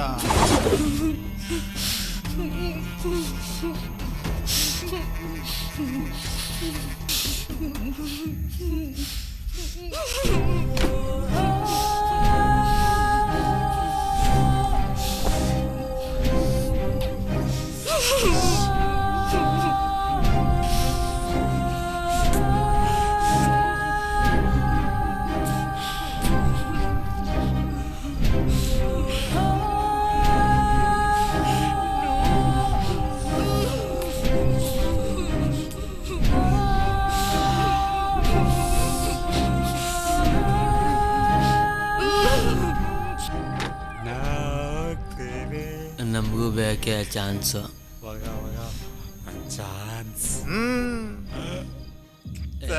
ಸರಿ ಅಲೋ.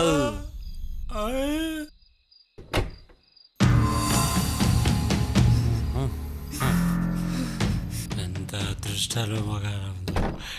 ಮಗ ನಾನು ಹೋಗ್ತೀನಿ.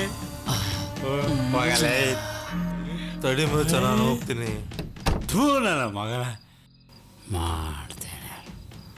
ಅವರಿಬ್ರದ್ದು ಮಾಡಿದ್ದಾಯ್ತು ಮಕ್ಕಳ, ನಿನ್ಗೆ ಮಾಡ್ತೀನಿ.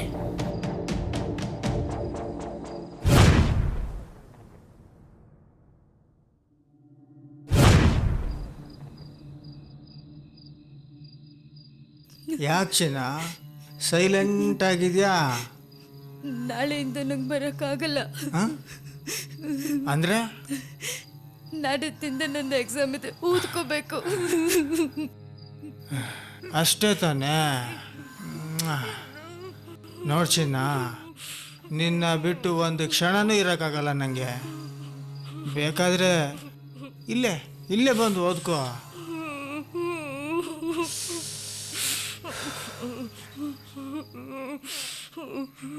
ಎಣ್ಣೆ ಹೊಡಿತೀಯಾ? ಇಡಿ, ಕುಡಿ. ಬೇಡವಾ? ಬಿಡು. ಸಿಗರೇಟ್ ಸೇತ್ಯಾ? ಇಡಿ, ಸೇದು. ಇದು ಬೇಡವಾ? ಸರಿ ಬೇಡು. ಚಿನ್ನ, ನೀನು ಆಮೇಲೆ ಓದು ಅಂತೆ. ಬಾ ಬಾ ಬಾ. ಏನೋ ಏಯ್, ಹೋಗ್ತ್ಯಾ? ಹೋಗು.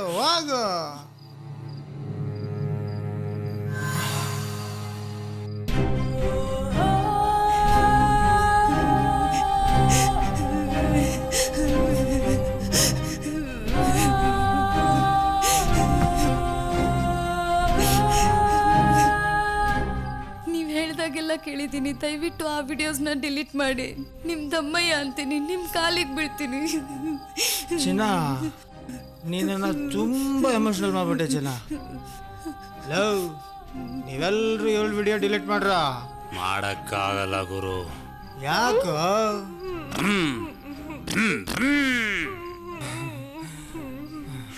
ಚಿನ್ನ, ನಮ್ಮ ಹುಡುಗರಿಗೆ ಬೈಕ್ ಬೇಕಂತೆ. ನಿಮ್ಮ ಅಣ್ಣಂಗೆ ಹೇಳಿ 1 ಲಕ್ಷ ಇಸ್ಕೊಡು. ಸರಿ ಆಯ್ತು, ಕೊಡ್ತೀನಿ.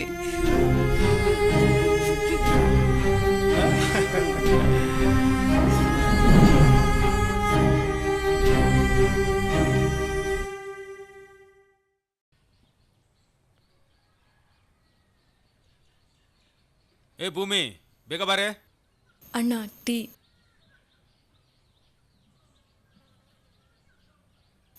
ಅಣ್ಣ. ಹೇಳಮ್ಮ.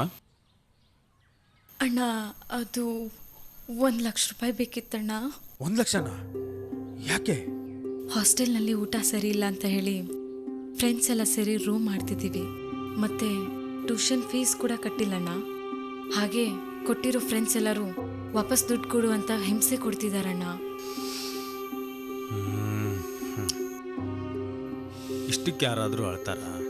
ನಾನೆಲ್ಲ ಅರೇಂಜ್ ಮಾಡ್ತೀನಿ, ಸುಮ್ಮನಿರು ಆಯ್ತಾ? ಚಿಂತೆ ಬಿಟ್ಟಾಕು. ಯಾಕೆ ಕಳ್ತೀಯಾ? ಕೊಡ್ತೀನಂತ ಹೇಳಿದ್ರಲ್ಲ, ಹೋಗಿ ರೆಸ್ಟ್ ಮಾಡು. ಏ ಪುಟ್ಟ, ಅಣ್ಣ ಬೈಲಿ.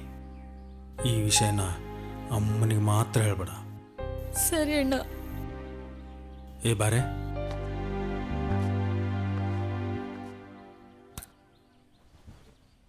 ತಂಗಿ ಅಂದರೆ ಅದೆಷ್ಟು ಕಾಳಜಿ, ತಾಯಿ ಅಂದರೆ ಭಯ ಭಕ್ತಿ, ಹೆಂಡತಿ ಅಂದರೆ ಒಂಚೂರು ಭಯನೂ ಇಲ್ಲ, ಭಕ್ತಿನೂ ಇಲ್ಲ, ಪ್ರೀತಿನೂ ಇಲ್ಲ. ಏ ಭೂಮಿ, ನಿನ್ನ ಎಷ್ಟು ಪ್ರೀತಿ ಮಾಡ್ತೀನಿ ಅನ್ನೋಕ್ಕೆ ಇದಕ್ಕಿಂತ ಬೇರೆ ಸಾಕ್ಷಿ ಬೇಕೇನೆ? ಆಹಾ ಕಳ್ಳ. ಬಾ ಕೂತ್ಕೋ.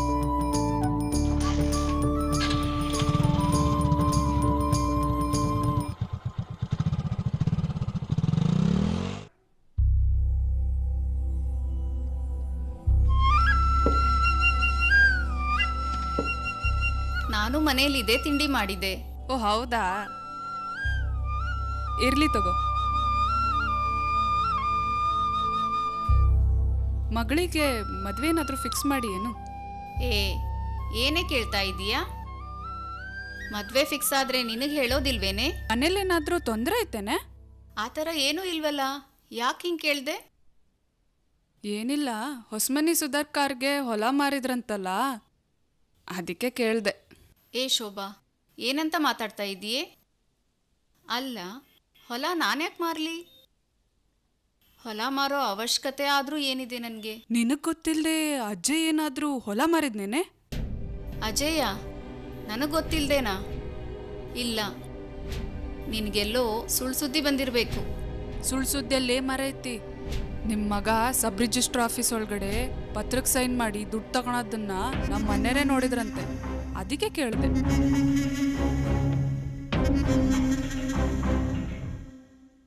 ಅಮ್ಮ, ದಾರೀಲಿ ದೇವಸ್ಥಾನದ ಅರ್ಚಕರು ಸಿಕ್ಕಿದ್ರು. ತಂಗಿ ಎಜುಕೇಷನ್ ಬಗ್ಗೆ ಕೇಳಿ ತುಂಬ ಖುಷಿಪಟ್ರಮ್ಮ. ಭೂಮಿ, ನೀರು ತಗೊಂಬಾ.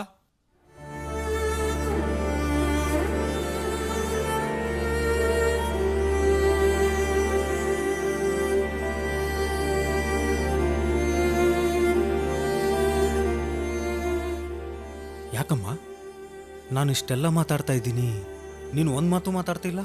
ಯಾಕಮ್ಮ, ಏನಾಯ್ತು? ಏನಾಯ್ತಾ? ಇನ್ನು ಏನ್ ಮಾಡ್ಬೇಕನ್ಕೊಂಡೆ?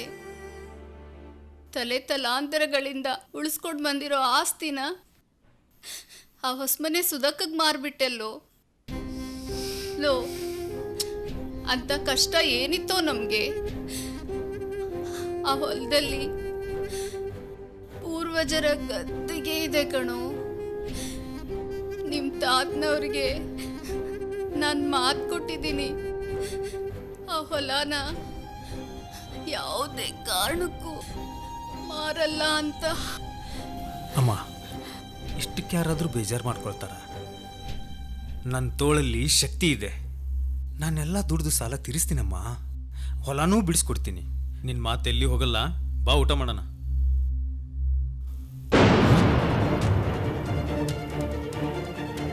ಅಮ್ಮ, ಅಮ್ಮ, ಅಮ್ಮ, ಅಮ್ಮ, ಅಮ್ಮ, ಅಮ್ಮ, ಅಮ್ಮ, ಅಮ್ಮ, ಎದ್ದೇಳಮ್ಮ. ಅಮ್ಮ, ಅಮ್ಮ,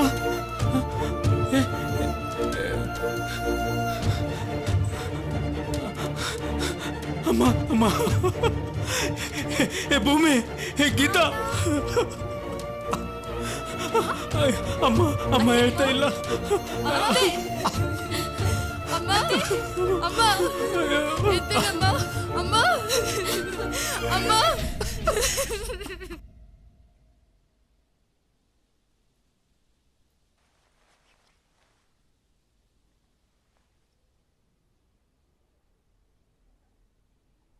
ಅಣ್ಣ,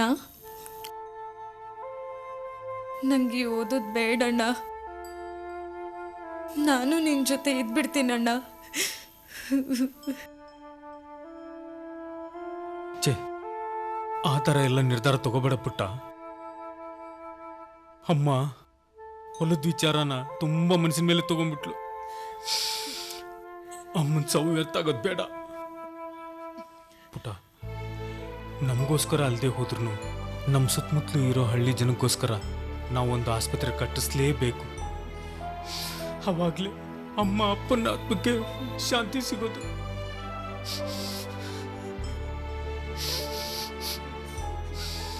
ನಾವು ಅನುಭವಿಸಿದ್ ಸಾಕು, ನಮ್ಮ ಹಳ್ಳಿ ಜನ ಅನುಭವಿಸೋದು ಬೇಡ ಪುಟ್ಟ. ನೀನು ಡಾಕ್ಟರ್ ಆಗಲೇಬೇಕು.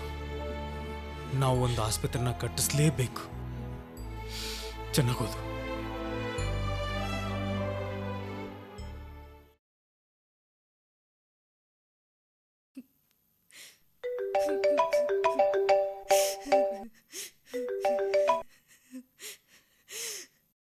ಹಲೋ ಹಲೋ ಚಿನ್ನ, ಇವತ್ತು ರಾತ್ರಿ ಕಾಯ್ತಾ ಇರ್ತೀನಿ, ಬಂದ್ಬಿಡು. ನೀವು ಕರೆದಾಗೆಲ್ಲ ಬರೋಕ್ಕಾಗಲ್ಲ ನನಗೆ. ನೀವು ಕೇಳಿರೋ 1 ಲಕ್ಷ ರೂಪಾಯಿ ಕೊಟ್ಟಿದ್ದೀನಿ ತಾನೇ. ಆ ವಿಡಿಯೋಸ್ನ ಡಿಲೀಟ್ ಮಾಡಿಬಿಟ್ಟು ಹೇಳ್ದಾಗ ನಡ್ಕೊಳ್ರು ಬೇವರ್ಸಿ ನನ್ನ ಮಕ್ಕಳೇ. ನೀನೀಗ ಬಂದಿಲ್ಲ ಅಂದ್ರೆ ನಿನ್ನ ವಿಡಿಯೋಗಳನ್ನೆಲ್ಲ ವೈರಲ್ ಮಾಡ್ತೀನಿ. ನಾನು ಬರಲ್ಲ ಅಂದ್ರೆ ಬರಲ್ಲ. ಅದೇನು ವಿಡಿಯೋ ವೈರಲ್ ಮಾಡ್ಕೊಳ್ತೀಯ, ಮಾಡ್ಕೋ ಹೋಗು.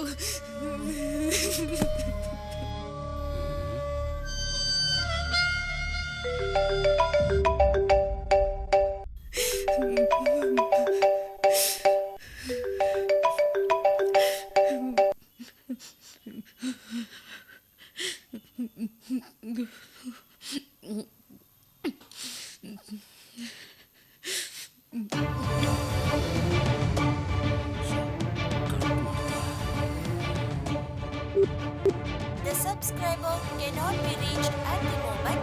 Please try again later. Not reachable ಮಾಡ್ತೀಯಾ? Not reachable. ನಿನ್ನ ಎಲ್ಲಿ ರೀಚ್ ಮಾಡಬೇಕೋ ಅಲ್ಲಿಗೆ ರೀಚ್ ಮಾಡ್ತೀನಿ. ಇವತ್ತಿಂದ ಇಡೀ ಜಗತ್ತೇ ನಿನ್ನ ಸೌಂದರ್ಯನ ಸವಿಯುತ್ತೆ.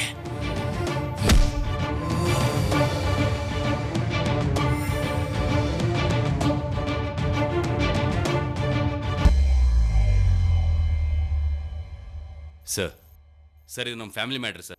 ದಯವಿಟ್ಟು ನೀವು ಇದನ್ನು ಸರ್ ನೀವೇ ಕ್ಲಿಯರ್ ಮಾಡಿಕೊಡ್ಬೇಕು ಸರ್ ಇದನ್ನು. Please sir, please sir, please. Okay, thank you sir.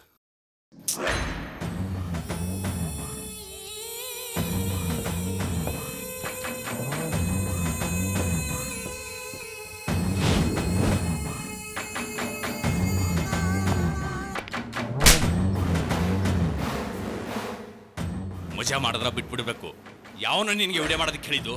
Viral ಬೇರೆ ಮಾಡಿದ್ಯಲ್ಲೋ. ನೀನು ಮಾಡಿರೋ ವಿಡಿಯೋಯಿಂದ ನನ್ನ ತಮ್ಮಂದು ಮತ್ತೆ ಕುಟುಂಬದೆಲ್ಲ ಮರ್ಯಾದೆ ಹಾಳಾಗ್ತಿದೆ. ಪೊಲೀಸ್ ಕಂಪ್ಲೇಂಟ್ ಆದ್ರೆ ಏನು ಮಾಡ್ಬೇಕು ಇವಾಗ? ಬೋಳಿ ಪ್ರಶಾಂತಣ್ಣ, ಅಪ್ಪಾಜಿ ಬರೋದ್ರೊಳಗೆ ಈ ಮ್ಯಾಟ್ರ್ ಎಲ್ಲ ಕ್ಲೋಸ್ ಆಗಬೇಕು.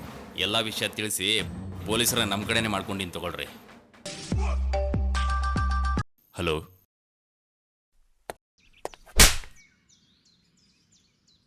ಸುಮಂತ್, ಗೀತಾಳ ಜೊತೆ ನಿಂದು ನಿನ್ನ ಫ್ರೆಂಡ್ಸ್ದು ವಿಡಿಯೋಗಳೆಲ್ಲ ವೈರಲ್ ಆಗಿದೆ. ಏನಿದು? ನಂಗೆ ಗೊತ್ತು ಗೀತಾ ಅಂತವಳಲ್ಲ ಅಂತ. ನಿಜ ಏನಂತ ಬೊಗಳು, ಇಲ್ಲಾಂದ್ರೆ ಇದು ಪರಿಣಾಮ ಸರಿಯಾಗಿರಲ್ಲ. ಗೊತ್ತಲ್ಲ ನನ್ನ ತಂದೆ ಎಷ್ಟು ಡೇಂಜರ್ ಅಂತ. ಸಾರಿ ಕೀರ್ತಿ, ನನ್ನಿಂದ ತಪ್ಪಾಯ್ತು, ನನಗೆ ಕ್ಷಮಿಸ್ಬಿಡು. ಅವತ್ತೇನಾಯ್ತಂದ್ರೆ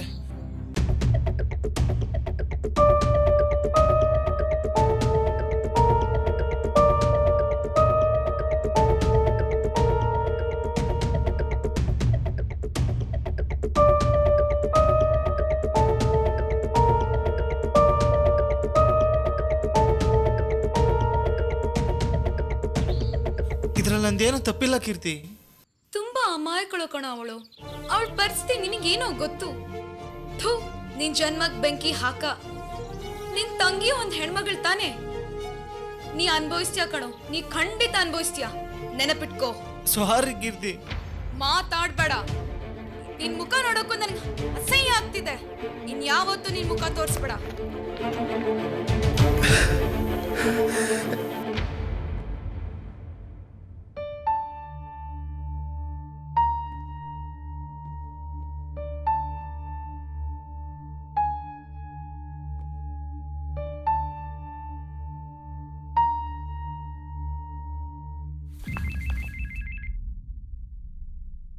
ಹಲೋ ಅಕ್ಕ, ನಾನು ಕೀರ್ತಿ ಮಾತಾಡ್ತಾ ಇರೋದು. ಹಾ, ಹೇ ಕೀರ್ತಿ.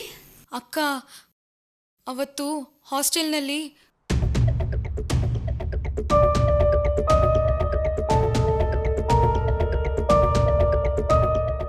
ಇಷ್ಟೇ ಅಕ್ಕ ನಡೆದಿದ್ದು. ಪ್ರಿನ್ಸಿಪಲ್ರು ಅಣ್ಣನ್ನ ಕರ್ಸ್ಕೊಂಡು ಗೀತಾಳ ಬಗ್ಗೆ ಏನೇನೂ ಹೇಳಿ ಕಾಲೇಜಿಂದ ಸಸ್ಪೆಂಡ್ ಮಾಡಿ ಕಳ್ಸ್ಕೊಟ್ರು ಅಕ್ಕ. ಗೀತಾದು ಏನೂ ತಪ್ಪಿಲ್ಲ ಅಕ್ಕ. ಅಕ್ಕ, ನಂಗೆ ಯಾಕೋ ತುಂಬ ಭಯ ಆಗ್ತಿದೆ ಅಕ್ಕ. ಬೇಗ ಅಣ್ಣನ ಹತ್ರ ಹೋಗಿ ಬೇಗ ವಿಷಯ ತಿಳಿಸಿ ಅಕ್ಕ. ಸರಿ ಕೀರ್ತಿ, ನಾನು ನೋಡ್ಕೋತೀನಿ.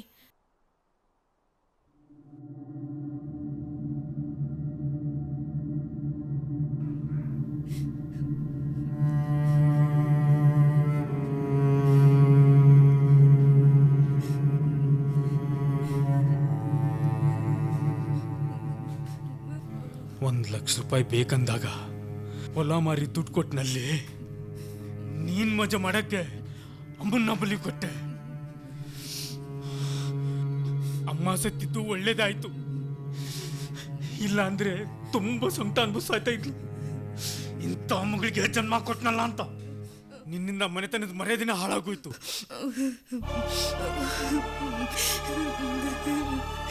ಅಣ್ಣ, ಒಂದೇ ಒಂದ್ಸಾರಿ ನನ್ನ ಕೇಳಣ್ಣ. ವಿಡಿಯೋಗಳನ್ನ ನಾನೇ ನನ್ನ ಕಣ್ಣಾರೆ ನೋಡಿದ್ದೀನಿ. ನೀನು ತಪ್ಪು ಮಾಡ್ದೆ ಅಂತ ಒಪ್ಕೋ, ಕ್ಷಮಿಸ್ತೀನಿ.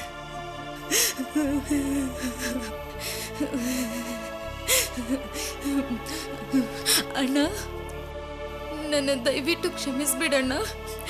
ಪ್ಲೀಸ್ ನನ್ನ ಕ್ಷಮಿಸ್ಬಿಡಣ್ಣ.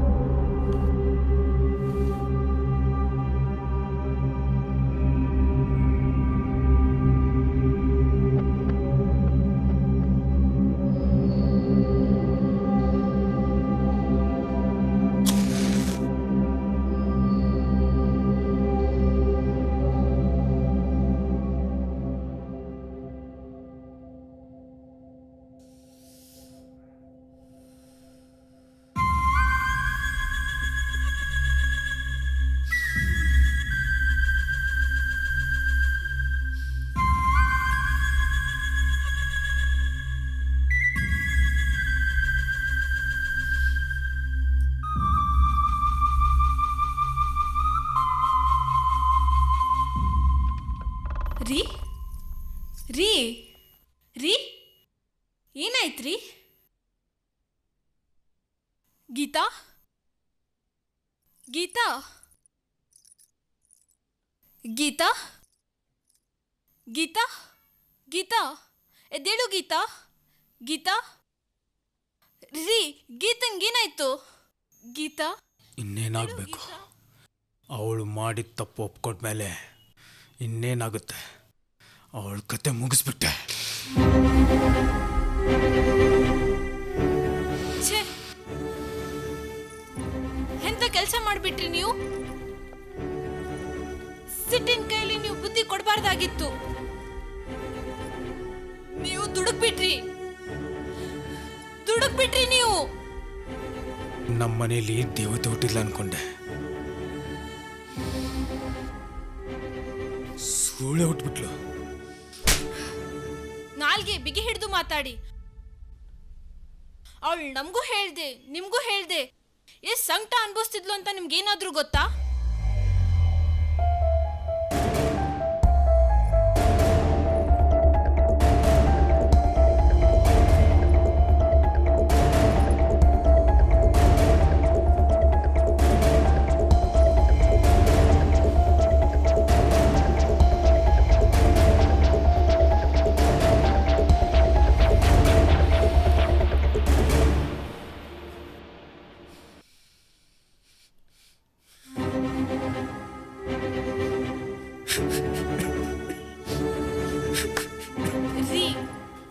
ನೀವ್ ಯಾಕ್ರಿ ಹೇಳ್ತೀರಾ? ನಿಮ್ ತಂಗಿ ವೇಷ ಅಲ್ಲ, ಅವಳು ತಪ್ಪಿಲ್ಲ ಅಂತ ಸಮಾಜಕ್ಕೆ ತಿಳಿಸಿ. ಅವಾಗ್ಲಾದ್ರೂ ನಿಮ್ ತಂಗಿ ಆತ್ಮಕ್ಕೆ ಶಾಂತಿ ಸಿಗುತ್ತೆ. ನೀವು ಮಾಡಿದ ತಪ್ಪಿಗೆ ಪ್ರಾಯಶ್ಚಿತ್ತನೂ ಆಗತ್ತೆ.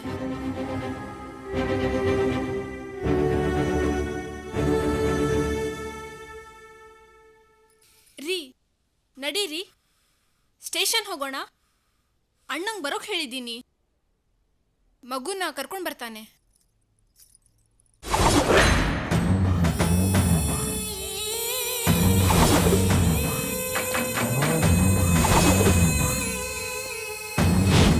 ಹಾ, ಸಾಹೇಬರು ಬಂದ್ರು, ಬನ್ನಿ.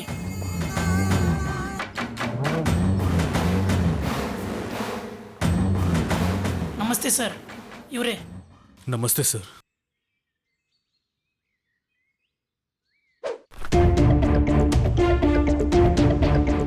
ಇವರೇನಾ?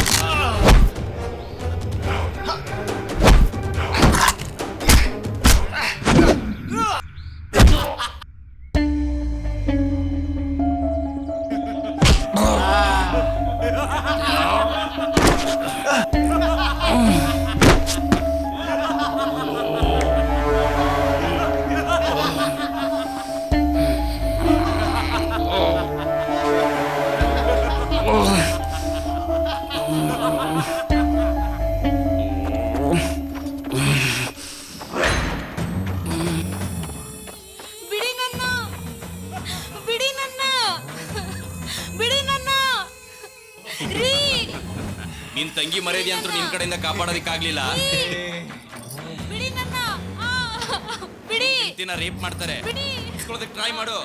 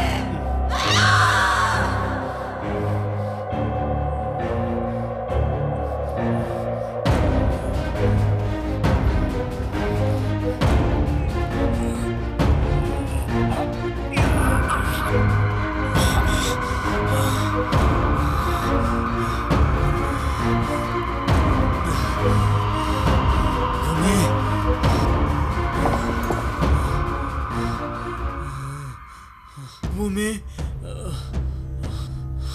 ಭೂಮಿ, ಭೂಮಿ, ಭೂಮಿ, ಭೂಮಿ, ಭೂಮಿ, ಭೂಮಿ,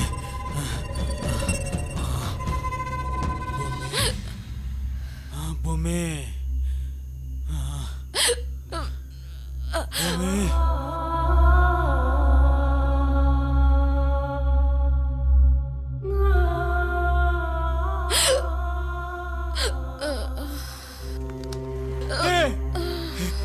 ಭೂಮಿ, ಭೂಮಿ, ಭೂಮಿ, ಭೂಮಿ,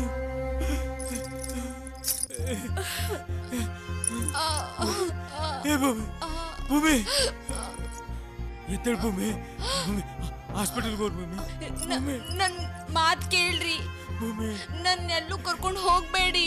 ಭೂಮಿ, ಭೂಮಿ, ದಯವಿಟ್ಟು ಅಳಬೇಡಿ, ಅಳಬೇಡಿ. ನನ್ ಮಗಳು ಒಂದ್ ಹೆಣ್ಣಾಗಿ ಹುಟ್ಟಿದಾಳೆ, ಆದ್ರೆ ಅವಳಿಗೆ ನನ್ನಂತ ಪರಿಸ್ಥಿತಿ ಬರೋದ್ ಬೇಡ. ಈ ಕಾಮುಕ ಕಣ್ಗಳಿಂದ ತುಂಬಿದ ಈ ಪ್ರಪಂಚದಲ್ಲಿ ಈ ಕಾಮುಕರನ್ನ ಸುಟ್ಟು ಬೂದಿ ಮಾಡುವಂತ ಜ್ವಾಲಾಮುಖಿಯಾಗಿ ಸುಡಿಬೇಕು. ಹೆಣ್ಣು ಅಂದ್ರೆ ಅಬಲೆ ಅಲ್ಲ, ಸಬಲೆ ಅಂತ ಈ ಪ್ರಪಂಚಕ್ಕೆ ತೋರಿಸ್ಬೇಕು. ಇದು ನನ್ನ ಕನಸು. ನನ್ನ ಕನಸು ಕನಸು ಕನಸಾಗಿ ಇರಬಾರ್ದು. ನಮ್ ಕುಟುಂಬನ ಸರ್ವನಾಶ ಮಾಡ್ದಂತ ಆ ದುಷ್ಟರನ್ನ ನನ್ನ ಮಗಳ ಕೈಯಿಂದಾನೆ ಸರ್ವನಾಶ ಮಾಡಿಸ್ಬೇಕು.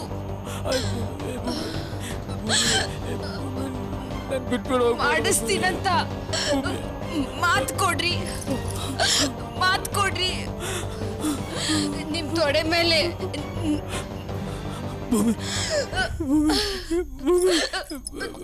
ನೆಮ್ಮದಿಯಾಗಿ ಪ್ರಾಣ ಬಿಡ್ತೀನ್ರಿ.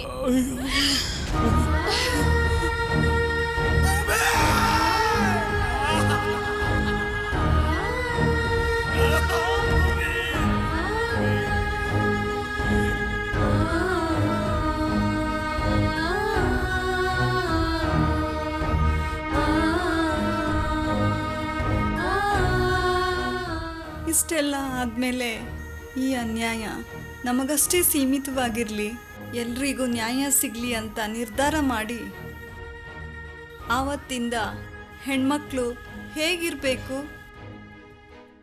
ಹೇಗೆ ಅವ್ರನ್ನ ಡಿಫೆನ್ಸ್ ಮಾಡ್ಕೋಬೇಕು ಅಂತ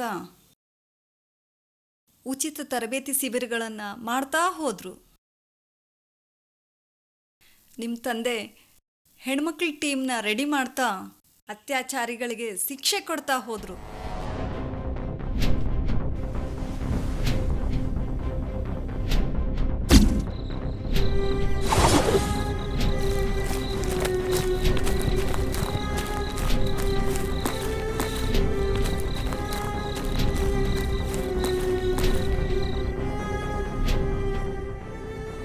ಅಳ್ಬೇಡ, ಸುಮ್ನೆ ಇರು. ಈ ತರ ತೊಂದರೆ ಆದವ್ರಿಗೆ ಅಂತಾನೆ ರಾಮರಾಜ್ಯ ರಕ್ಷಾ ಕವಚ ವೆಬ್ಸೈಟ್ ಇದೆ. ಅಲ್ಲಿ ಹೋಗಿ ನಮ್ಮ ಸಮಸ್ಯೆಯನ್ನು ಹೇಳ್ಕೊಂಡ್ರೆ ವಿತಿನ್ 24 hours ಅಲ್ಲಿ ಅವ್ರ್ಯಾರು ಜೀವಂತನೇ ಇರಲ್ಲ.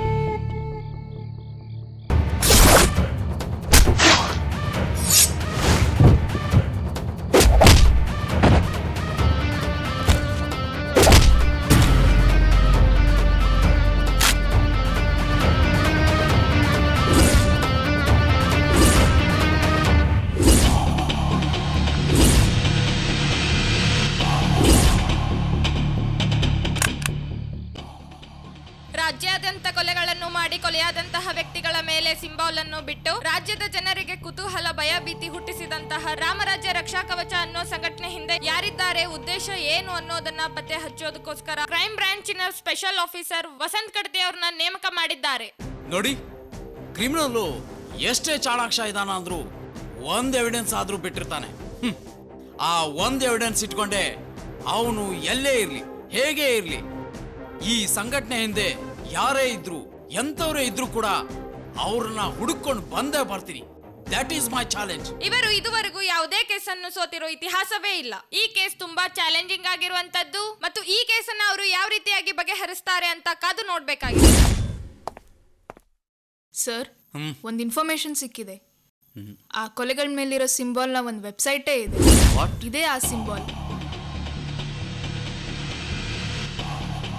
ಇದರಲ್ಲಿ ನಮ್ಮ ದೇಶದ ಎಲ್ಲ ಕಡೆಯಿಂದನೂ ಮೆಂಬರ್ಸ್ ಇದ್ದಾರೆ. ಮತ್ತೆ ಈ ವೆಬ್ಸೈಟಲ್ಲಿ ಫ್ರೀಯಾಗಿ ಕರಾಟೆ ತರಬೇತಿ, ಅವೇರ್ನೆಸ್ ಕ್ಲಾಸ್ ಮಾಡೋದು, ಮತ್ತೆ ಮಹಿಳೆಯರಿಗೆ ಯಾವುದೇ ತೊಂದರೆ ಇದ್ರೂ ಇವರೇ ಹ್ಯಾಂಡಲ್ ಮಾಡ್ತಾರೆ ಸರ್. ಆದರೆ ಈ ವೆಬ್ಸೈಟ್ ಹೇಗೆ ಸ್ಟಾರ್ಟ್ ಆಯಿತು, ಇದ್ರ ಮೂಲ ಕಾರಣಕರ್ತರು ಯಾರು, ಮತ್ತೆ ಇದನ್ನ ಯಾವ ರೀತಿ ಹ್ಯಾಂಡಲ್ ಮಾಡ್ತಿದ್ದಾರೆ ಅಂತಾನೆ ಗೊತ್ತಾಗ್ತಿಲ್ಲ ಸರ್. ಈ ಸಿಂಬಾಲ್ ಇರೋ ಕೊಲೆಗಳ ಹಿಂದೆ ಇವರೇ ಇದ್ದಾರೆ ಸರ್. ಯಾಕೆಂದ್ರೆ ಪ್ರತಿಯೊಂದು ಕೊಲೆ ಆಗೋ ಒಂದಿನದ ಮುಂಚೆ ಇವ್ರ ಬಗ್ಗೆ ಇದರಲ್ಲಿ ಕಂಪ್ಲೇಂಟ್ ಇದೆ ಸರ್. ನಾವು ಸುಮಾರು ಸಲ ಪ್ಲಾನ್ ಮಾಡಿ ಈ ವೆಬ್ಸೈಟಲ್ಲಿ ಕಂಪ್ಲೇಂಟ್ ಮಾಡಿದ್ದೀವಿ ಸರ್, ಆದರೆ ಏನೂ ಪ್ರಯೋಜನ ಇಲ್ಲ. ಒಂದೇ ಟೈಮಲ್ಲಿ ಬೇರೆ ಬೇರೆ ಕಡೆ ಎಲ್ಲ ಕೊಲೆ ಆಗ್ತಾ ಇದೆ, ಆದರೆ ಏನು ಮಾಡಬೇಕು ಅಂತಾನೆ ಗೊತ್ತಾಗ್ತಾ ಇಲ್ಲ.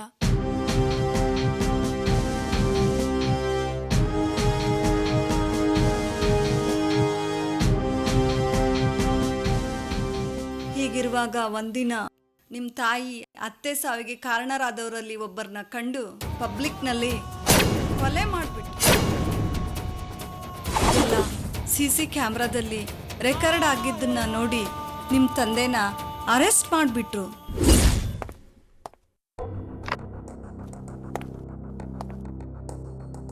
ನಿನ್ ಬಗ್ಗೆ ಎಲ್ಲ ವಿಷಯ ಗೊತ್ತಾಗಿದೆ. ರಾಮರಾಜ್ಯ ರಕ್ಷಾ ಕವಚನ ಹೆಸರಲ್ಲಿ ಒಂದು ಟೀಮ್ ಕಟ್ಕೊಂಡು ಜನರನ್ನ ಚಿತ್ರಹಿಂಸೆ ಮಾಡಿ ಸಾಯಿಸ್ತಾ ಇದೀಯ. ನೀನ್ ತಪ್ಪಿಸ್ಕೊಳಕ್ಕೆ ಚಾನ್ಸೇ ಇಲ್ಲ. ನೀನ್ ಮಾಡಿರೋ ತಪ್ಪನ್ನ ಒಪ್ಕೊಂಡ್ರೆ ನಿನಗೆ ಒಳ್ಳೇದು. ನನಗೆ ಒಳ್ಳೆದ್ರ ಮೇಲೆ ನಂಬಿಕೆ ಇಲ್ಲ ಸರ್. ಕೆಟ್ಟದ್ದನ್ನ ಕೆಟ್ಟದ್ರಿಂದಾನೇ ಸರಿ ಮಾಡೋದ್ರಲ್ಲಿ ನನಗೆ ನಂಬಿಕೆ ಇದೆ. ನೀನ್ ಮಾಡ್ತಾ ಇರೋದು ಸರಿ ಇಲ್ಲ. ನಮ್ಮ ಕಾನೂನಿನ ವ್ಯವಸ್ಥೆ ಸರಿ ಇಲ್ಲ, ನಮ್ಮ ಸಮಾಜನೂ ಸರಿ ಇಲ್ಲ. ಅದಕ್ಕೆ ನಾನು ಸರಿ ಇಲ್ಲ. ಯಾವ್ದು ಸರಿ ಇಲ್ಲ? ಯಾಕೆ ಸರಿ ಇಲ್ಲ? ನೀನ್ ಸರಿಯಾಗಿದೀಯಾ? ನಿನ್ ಉದ್ದೇಶವಾದ್ರೂ ಏನು? ನಿರ್ಭಯವಾದ ಸ್ವತಂತ್ರ ಭಾರತ. ಈ ದೇಶಕ್ಕೆ ಸ್ವಾತಂತ್ರ್ಯ ಸಿಕ್ಕು ಎಷ್ಟೊಂದು ವರ್ಷ ಆಯ್ತು. ಎಲ್ಲ ಚೆನ್ನಾಗೇ ಇದೆ. ಭಯ ಪಡುವಂಥದ್ದು ಏನಾಗಿದೆ ಇಲ್ಲಿ? ನಮ್ಮ ಸ್ತ್ರೀ ಕುಲಕ್ಕೆ ಭಯ ಇದೆ ಸರ್. ಭಾರತ ದೇಶದಲ್ಲಿರೋ ನನ್ನ ಅಕ್ಕ ತಂಗಿಯರಿಗಿರೋ ಭಯ. ಯಾಕೆ? ಅವ್ರಿಗೇನಾಗಿದೆ? ಪುರುಷರಷ್ಟೇ ಸರಿಸಮಾನವಾಗಿ ನಮ್ಮ ಸ್ತ್ರೀಯರು ಎಲ್ಲ ರಂಗದಲ್ಲಿ ಮುಂದುವರಿತಾ ಇದ್ದಾರೆ. ಅವ್ರಿಗೇನು ಭಯ? ಸಮಾಜದಲ್ಲಿ ಸ್ತ್ರೀಗೆ ಸರಿಸಮಾನವಾಗಿ ಸ್ಥಾನ ಕೊಟ್ಟರೆ ಸಾಕಾಗಲ್ಲ, ರಕ್ಷಣೆನೂ ಬೇಕು, ನಿರ್ಭಯವಾಗಿ ಓಡಾಡೋಕ್ಕೆ ಧೈರ್ಯನೂ ಬೇಕು, ಸ್ವಾತಂತ್ರ್ಯನೂ ಬೇಕು. ನಮ್ಮ ದೇಶಕ್ಕೆ ಸ್ವಾತಂತ್ರ್ಯ ಸಿಕ್ಕಿದೆಯಲ್ಲ. ಒಂಟಿ ಹೆಣ್ಣುಮಗಳು ನಡು ರಾತ್ರಿಯಲ್ಲಿ ಓಡಾಡ ಬಂದ್ರೆ ಅದೇ ನಿಜವಾದ ಸ್ವಾತಂತ್ರ್ಯ. 2017 ಚಂಡೀಗಢದಲ್ಲಿ ಸ್ವತಂತ್ರ ದಿನಾಚರಣೆ ದಿನಾನೇ 8 ವರ್ಷದ ಬಾಲಿಕೆ ಮೇಲೆ ಅತ್ಯಾಚಾರವೆಸಗಿದ ಕೇಸ್ ರಿಜಿಸ್ಟರ್ ಆಗಿದೆ. ಎಲ್ಲಿದೆ ರಾಮರಾಜ್ಯ? ರಾಮರಾಜ್ಯ ಅದೇ ರಾಮರಾಜ್ಯದಲ್ಲಿ ರಾವಣ ಸೀತೆನ ಅಪಹರಿಸ್ಕೊಂಡು ಹೋಗಿದ್ದ. ಅದು ಗೊತ್ತಾ ನಿಂಗೆ? ರಾವಣ ಸೀತೆಯನ್ನ ಅಪಹರಿಸಿದ್ರು, ಅವಳು ಒಪ್ಪಿಗೆ ಇಲ್ಲದಕ್ಕೆ ಮೈ ಮುಟ್ಲಿಲ್ಲ. ಅಸುರರಿಗೂ ಕೂಡ ಸಂಸ್ಕಾರ ಇರೋ ಭಾರತ ದೇಶ ನಮ್ದು. ಈಗಿನ ಕಾಲನೇ ಸರಿಯಿಲ್ಲ. ಬಸ್ಸಲ್ಲಿ, ಟ್ರೈನಲ್ಲಿ, ರೋಡಲ್ಲಿ, ಎಲ್ಲಿ ಬೇಕಂದ್ರಲ್ಲಿ ಕಾಮಪಿಸಾಚಿಗಳ ಕಣ್ಣು ತಪ್ಪಿಸಿ ಓಡಾಡ್ಬೇಕು ಸರ್ ನಮ್ಮ ಸ್ತ್ರೀ. ಇಲ್ಲಿ ಪ್ರತಿಯೊಬ್ಬ ಪಾಲಕರಿಗೂ ತಮ್ಮ ಮಕ್ಕಳು ಸ್ಕೂಲ್ಗೆ, ಕಾಲೇಜ್ಗೆ, ಪಿಕ್ನಿಕ್ಗೆ, ಜಾಬ್ಗೆ ಹೋದ್ರೆ ಸಾಕು ಸರ್, ಅಲ್ಲಿಂದಾನೇ ಅವರಿಗೆ ಚಿಂತೆ ಸ್ಟಾರ್ಟ್. ಅವರನ್ನು ಕರ್ಕೊಂಡು ಹೋಗೋ ಆಟೋ ಡ್ರೈವರ್ ಹೇಗೋ ಏನೋ, ಅವ್ರ ಸ್ಕೂಲಲ್ಲಿರೋ ಮಾಸ್ಟರ್ ಹೇಗೆ ನಡ್ಕೊಳ್ತಾನೋ ಏನೋ, ಅವಳು ಸ್ನೇಹಿತರು ಅಂತ ನಂಬಿರೋ ಹುಡುಗರ ಕ್ಯಾರೆಕ್ಟರ್ ಹೇಗೋ ಏನೋ, ಅವಳು ಯಾರನ್ನಾದ್ರೂ ನಂಬಿ ಮೋಸ ಹೋಗ್ತಾಳೋ ಏನೋ. ಈ ಸಮಾಜ ಎಂಬ ಕೆಟ್ಟ ಮೃಗಗಳು ತುಂಬಿರೋ ಕಾಡಲ್ಲಿ ಯಾವ ಮೃಗ ಯಾವ ಕಡೆಯಿಂದ ಬಂದು ತಮ್ಮ ಮಗಳನ್ನು ಕಚ್ಚಿಕೊಂಡು ಹೋಗುತ್ತೋ ಅನ್ನೋ ಭಯ, ಭಯ, ಬರೀ ಭಯ.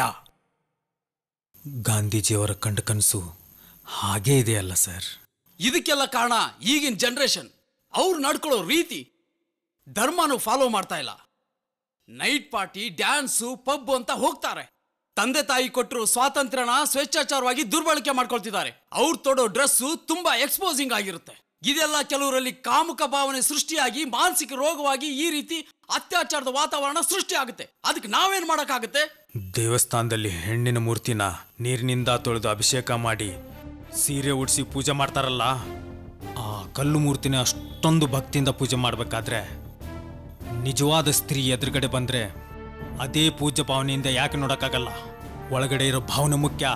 ಕಾಲಕ್ಕೆ ತಕ್ಕ ಹಾಗೆ ಹೆಣ್ಮಕ್ಳು ಹೆಜ್ಜೆ ತಪ್ಪ. ಹೊರಗಡೆ ಹೋಗ್ತಾರೆ ಅಂತಿರಲ್ಲ, ಸಮಸ್ಯೆ ಹೊರಗಡೆ ಅಷ್ಟೇ ಅಲ್ಲ, ಮನೆ ಒಳಗಡೆನೂ ಇದೆ.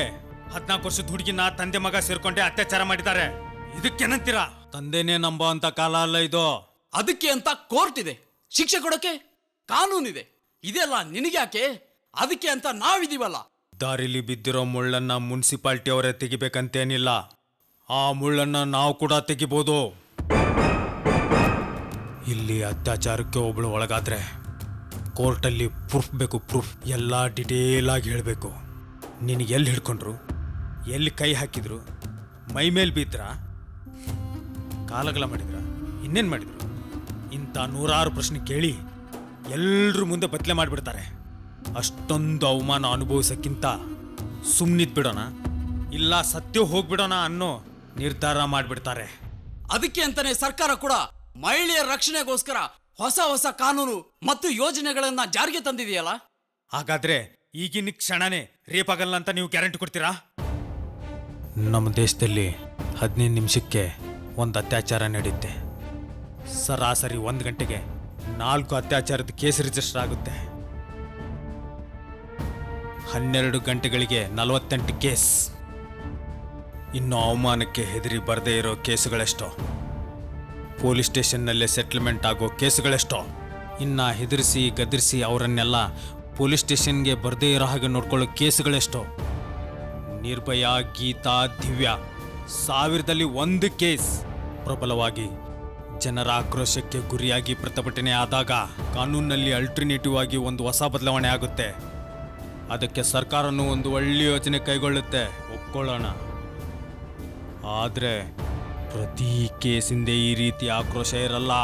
ಅಂದ್ರೆ ನಿನ್ ಪ್ರಕಾರ ಇದಕ್ಕೆ ಕೊಲೆ ಮಾಡೋದು ಒಂದೇ ಪರಿಹಾರನ? ಅದು ಇಷ್ಟೊಂದು ಕ್ರೂರವಾಗಿ? ಅತ್ಯಾಚಾರ ಮಾಡಿದ್ರೆ ಹಾಗೆ ಬಿಡ್ತಾರ? ಸೂಜಿಯಿಂದ ಚುಚ್ಚೋದು, ಸಿಗರೇಟಿಂದ ಸುಡೋದು, ಆಸಿಡ್ ಹಾಕೋದು, ಬದುಕಿದ್ದಾಗ್ಲೇ ಪೆಟ್ರೋಲ್ ಹಾಕಿ ಸುಡೋದು, ಅವರನ್ನೆಲ್ಲ ಅಷ್ಟು ಸುಲಭವಾಗಿ ಸಾಯಿಸಿದ್ರೆ ಸತ್ತೋರ ಆತ್ಮಕ್ಕೆ ಶಾಂತಿನೇ ಸಿಗೋದಿಲ್ಲ. ಒಂದು ತಾಯಿ ತನ್ನ ಮಗುವನ್ನ 9 ತಿಂಗಳು ಬೆಳಿಗ್ಗೆ ಏಳೋದ್ರಿಂದ ರಾತ್ರಿ ಮಲಗೋವರೆಗೂ ಹೊಟ್ಟೆಯಲ್ಲಿ ಜೋಪಾನವಾಗಿ ಭದ್ರವಾಗಿ ಇಟ್ಕೊಂಡು ಮಗುಗೆ ಜನ್ಮ ನೀಡ್ತಾಳೆ.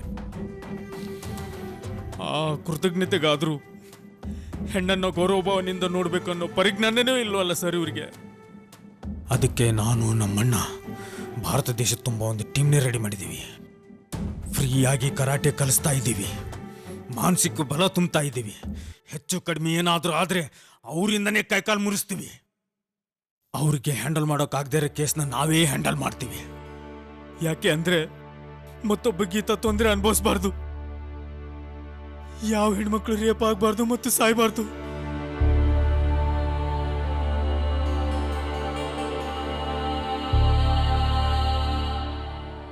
ನಾನೇ ನನ್ನ ಕೈಯಾರ ನನ್ನ ತಂಗಿನ ಕೊಲೆ ಮಾಡಿಬಿಟ್ಟೆ. ನನ್ನ ಕಣ್ಮುಂದೆ ನನ್ನ ಹೆಂಡ್ತಿನ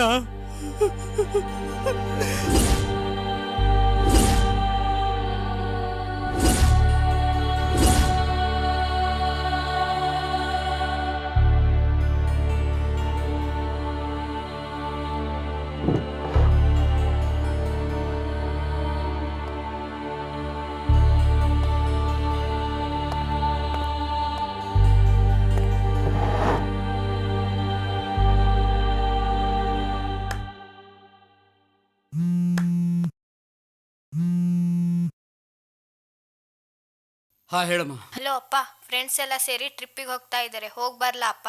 ಸರಿ, ಹೋಗ್ಬಾರಮ್ಮ, ಹುಷಾರು. ತಮ್ಮ ಮಕ್ಕಳು ಸ್ಕೂಲ್ಗೆ, ಕಾಲೇಜ್ಗೆ, ಪಿಕ್ನಿಕ್ಗೆ, ಜಾಬ್ಗೆ ಹೋದ್ರೆ ಸಾಕು ಸರ್, ಅಲ್ಲಿಂದಾನೇ ಅವ್ರಿಗೆ ಚಿಂತೆ ಸ್ಟಾರ್ಟ್. ಇದು ಆಲದ ಮರದ ಥರ ಬೆಳೆದಿದೆ. ಬೇರ್ ಸಮೇತ ಇದನ್ನ ಕಿತ್ತಾಕೋದು ತುಂಬಾ ಕಷ್ಟ.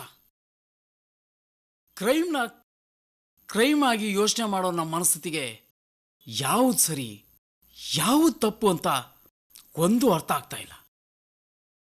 ಒಂದೊಂದು ಸಾರಿ ಕಾನೂನು ಚೌಕಟ್ಟಿನಲ್ಲಿದ್ದು ನಾವು ಕೊಡೋ ಶಿಕ್ಷೆ ಅದು ಒಳ್ಳೇದಾ ಅಥವಾ ಕೆಟ್ಟದ್ದಾ ಒಂದು ಅರ್ಥ ಆಗ್ತಾ ಇಲ್ಲ.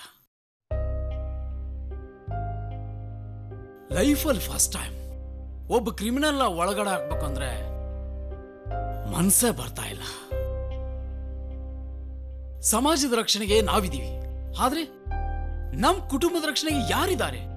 ನಾವು ಪೊಲೀಸ್ ಜಾಬ್ ಮಾಡ್ತಾ ಮಾಡ್ತಾ ಒಂದು ಹೆಣ್ಣಿನಿಂದ ಜನ್ಮ ಪಡೆದು ಒಂದು ಹೆಣ್ಣಿಗೆ ಗಂಡನಾಗಿ, ಒಂದು ಹೆಣ್ಣಿಗೆ ತಂದೆಯಾಗಿ, ಅಣ್ಣ ಆಗಿ, ತಮ್ಮ ಆಗಿ ನಾನು ಯೋಚನೆ ಮಾಡದೆ ಮರ್ತು ಬಿಟ್ಟಿದ್ದೆ. ನಾನು ಇದುವರೆಗೂ ಯಾವ ಕೇಸು ಸೋತಿಲ್ಲ. ಫಸ್ಟ್ ಟೈಮ್ ಒಬ್ಬ ಕೈದಿಗೆ ಸಹಾಯ ಮಾಡಬೇಕು ಅನಿಸ್ತಾ ಇದೆ. ಈ ಕೇಸ್ನ ಒಂದು ಕೊಲೆಗಷ್ಟೇ ಸೀಮಿತವಾಗಿಟ್ಬಿಡೋಣ. ದಯವಿಟ್ಟು ಈ ವಿಷಯ ಹೊರಗಡೆ ಹೋಗದಾಗ ನೋಡ್ಕೊಳ್ಳಿ. ಡೋಂಟ್ ವರಿ ಸರ್, ನನ್ನ ಪ್ರಾಣ ಬೇಕಾದರೂ ಕಳ್ಕೊತೀನಿ ವಿನಃ ಈ ವಿಷಯನ ಹೊರಗಡೆ ಎಲ್ಲೂ ಹೋಗ್ದಿರಾಗ ನೋಡ್ಕೋತೀನಿ. ಸ್ವಲ್ಪ ದಿನದಲ್ಲಿ ನಿಮ್ಮ ತಂದೆ ಜೈಲಿಂದ ಬಿಡುಗಡೆ ಆಗ್ತಾ ಇದ್ದಾರೆ, ಕರ್ಕೊಂಡು ಹೋಗ್ತೀನಿ.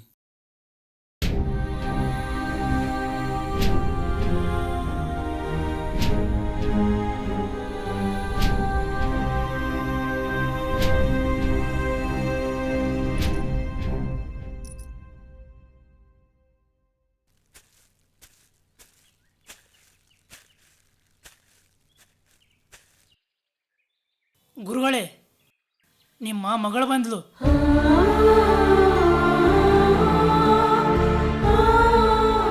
ಇವರೇ ಅಮ್ಮ ನಿಮ್ಮ ತಂದೆ.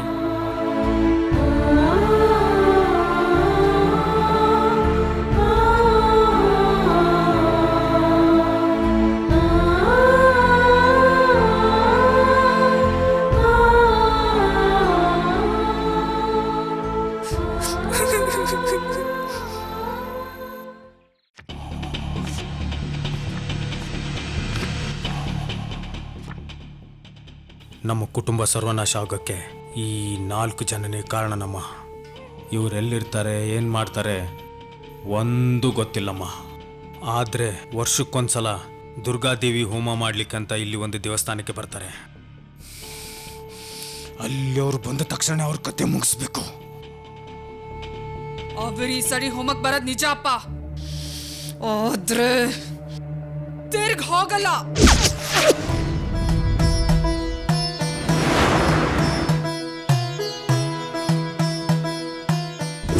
ಅದೆಲ್ಲ ಸರಿ, ಆದ್ರೆ ಅವಳಿರೋ ಜಾಗ ಯಾಕೆ ತೋರ್ಸಕ್ಕಾಗ್ಲಿಲ್ಲ? ಗುರುಗಳೇ, ಆಕಿನ್ನ ಯಾರು ನೋಡಕ್ಕಾಗಲಿ ಜಾಗದಾಗ ದಿಗ್ಬಂಧನ ಮಾಡಿ ಬಂಧಿಸಿಟ್ಟಾರ. ಯಾವ ಶಕ್ತಿಗೂ ಆಕಿನ್ನ ನೋಡಕ್ಕಾಗಲ್ಲ. ಆದ್ರ ಹೋಮ ನಡೆಯೋ ಜಾಗ ತೋರ್ಸೇನ್ರಿ. ಕಾರ್ತಿಕ್, ಕೈತಾ ಇಲ್ಲಿ.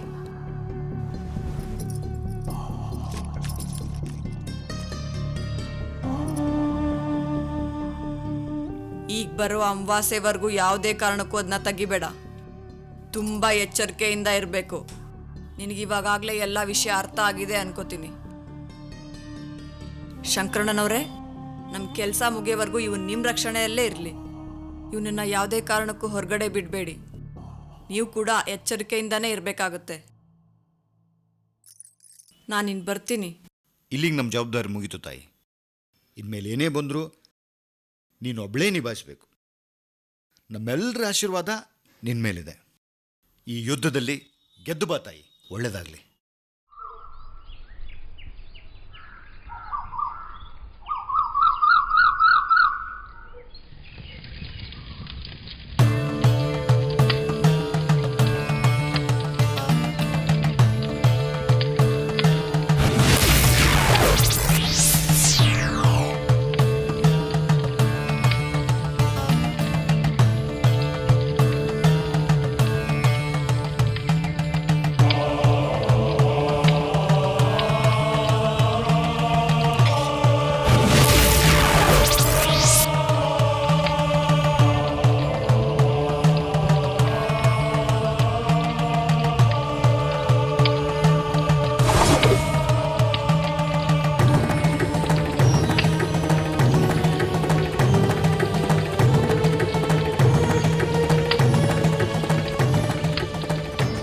ಎಚ್ಚರಿಕೆಯಿಂದ ಇರು.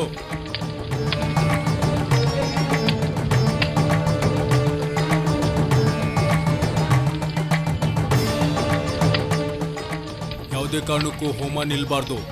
ಏನೇ ಆಗಲಿ ಹೋಮ ಪೂರ್ತಿ ಆಗದೆ ಮೇಲೆ ಹೇಳ್ಬೇಡಿ.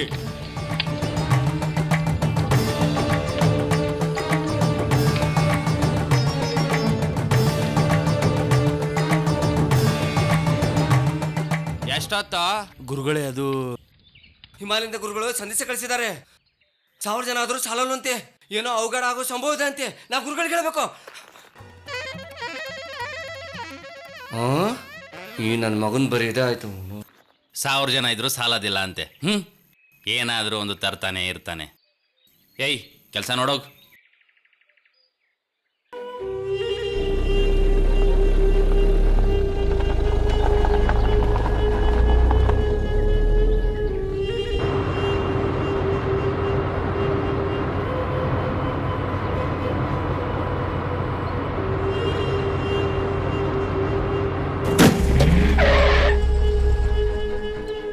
ಏನಾಯ್ತು?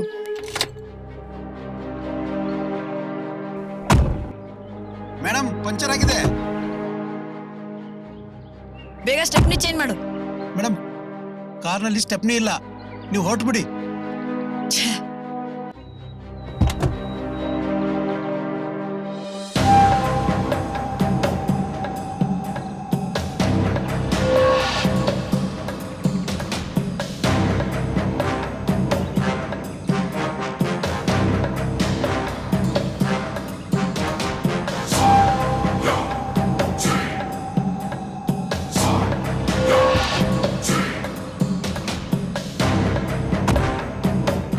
ಯಾವ್ದಾರ ವೆಹಿಕಲ್ ಸಿಗತ್ತಾ? ಯಾವ ವೆಹಿಕಲ್ ಸಿಗಲ್ಲ ಮೇಡಮ್.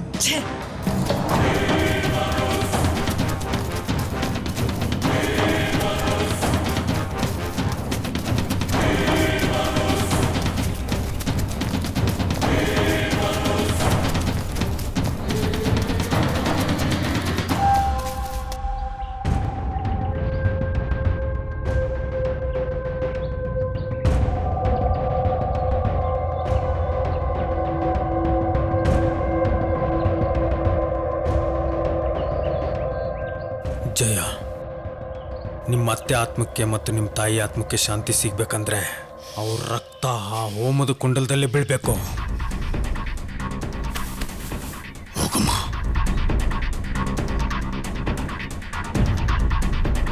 ಏ ಈ ಕಡೆ ಎಲ್ಲ ಬರಬಾರ್ದು. ಹೋಗ ಹೋಗ ಹೋಗ.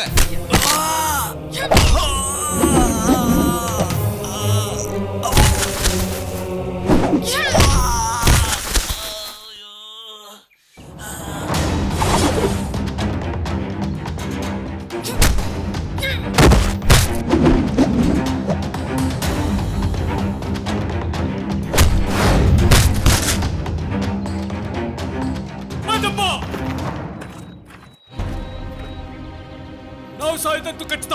ಸಾಯಕ್ಕಿಂತ ಮುಂಚೆ ಹೋಮ ಪೂರ್ತಿ ಆಗ್ಬೇಕು. ನಾವು ಅವ್ರನ್ನೇ ಸಾಯಿಸ್ಬಿಟ್ರೆ ಅದು ಅಸಾಧ್ಯ.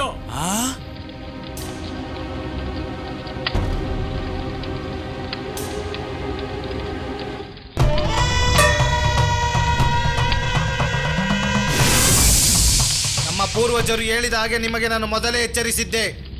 ಆ ಶಕ್ತಿ ಇಲ್ಲಿಗೆ ಬರದಂತೆ ಎಚ್ಚರಿಕೆ ವಹಿಸಿ ಎಂದು. ಈಗ ಹರಿಹರ ಬ್ರಹ್ಮಾದಿಗಳಿಂದಲೂ ಕೂಡ ನಿಮ್ಮನ್ನು ಕಾಪಾಡಲು ಸಾಧ್ಯವಿಲ್ಲ. ಶಿವರಾಮಕೃಷ್ಣ, ನಡೆ ಹೋಗೋಣ. ಅಮ್ಮ, ನಿನ್ನ ಕೆಲಸವು ಅರ್ಧಕ್ಕೆ ನಿಂತಿದ್ದಕ್ಕೆ ನನ್ನನ್ನು ಕ್ಷಮಿಸಿಬಿಡು.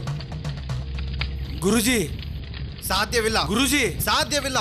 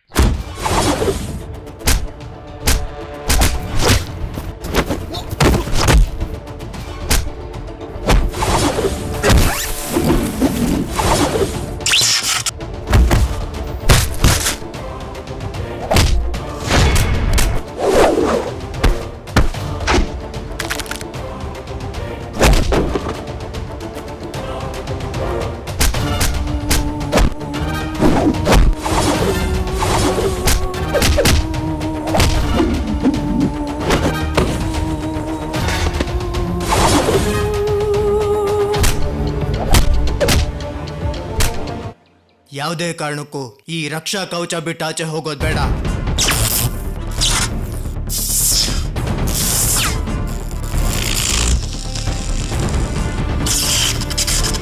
ಅಸಾಧ್ಯ.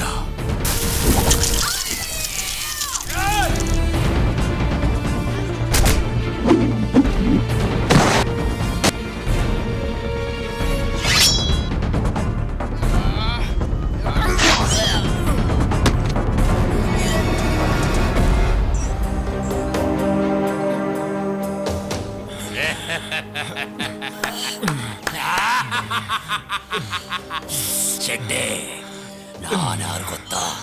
ನರೇಂದ್ರ ಬಾಬಾ. ಇವಳು ಯಾರು ಗೊತ್ತಾ? ನಿನ್ನ ಮಗಳು ಬಸವ.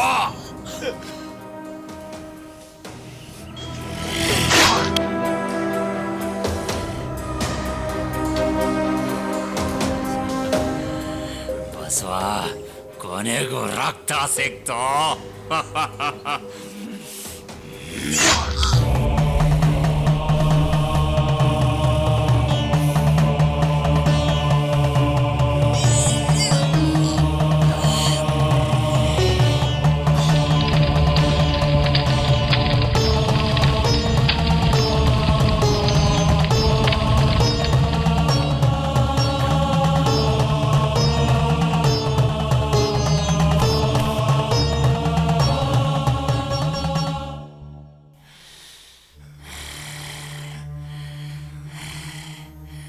ತಪ್ಪು ಮಾಡ್ತಿದ್ದೀರ ನರೇಂದ್ರ ಬಾಬಾ, ನೀವು ತಪ್ಪು ಮಾಡ್ತಿದ್ದೀರಾ. ನೀವು ತಪ್ಪು ಮಾಡ್ದಿಕ್ ತಾನೆ. ಅದು ಹಿಂದೆ ಯಾವುದೋ ಕಾಲದಲ್ಲಿ ಆಗಿದ್ದು. ಇದು ಈ ಕಾಲದಲ್ಲಿ ಆಗ್ಬೇಕಾಗಿತ್ತು. ನೀವು ಮಾಡ್ತಾ ಇರೋದು ಸರಿಯಲ್ಲ, ಅದರಿಂದಾಗೋ ಅನಾಹುತ. ನಿಮ್ಮ ಪೂರ್ವಜರು ಮಾಡಿದ್ದು ಸರಿಯಾಗಿತ್ತಾ? ನಾವು ಸತ್ರು ಪರವಾಗಿಲ್ಲ, ಯೋಗೇಂದ್ರನ ಎಬ್ಬಿಸ್ಬೇಡಿ, ಯೋಗೇಂದ್ರನ ಎಬ್ಬಿಸ್ಬೇಡಿ. ನೀವೆಲ್ಲ ನಾಶ ಆದ್ರೆ ನನಗೇನು? 500 ವರ್ಷಗಳಿಂದ ಇಂಥ ದೇಹಗಳನ್ನು ಹುಡುಕೊಂಡು 5 ತಲೆಮಾರುಗಳಿಂದ ನೆಮ್ಮದಿ ಇಲ್ಲದೆ ಅಲೆದಾಡ್ತಿದ್ದೀನಿ. ಶರೀರ ಬಿಟ್ಟರು ಮುಕ್ತಿ ಪಡಿತೀನ ಇಲ್ವೋ ಅನುಮಾನ ಇದೆ. ಮನುಷ್ಯ ಯಾವುದೇ ಧರ್ಮದಲ್ಲಿ ಜೀವನ ಮಾಡಲಿ, ಕೊನೆ ಗುರಿ ಒಂದೇ, ಮುಕ್ತಿ. ನನಗೆ ಈ ಕರ್ಮದಲ್ಲಿ ಮುಕ್ತಿ ಇರೋದು.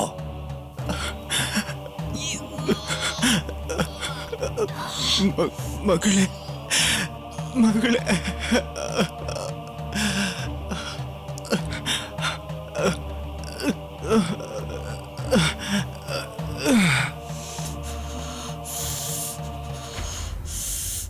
ಮಗಳಂತ ಇದ್ರೆ ನಿನ್ನಂತ ಮಗಳೇ ಇರಬೇಕು.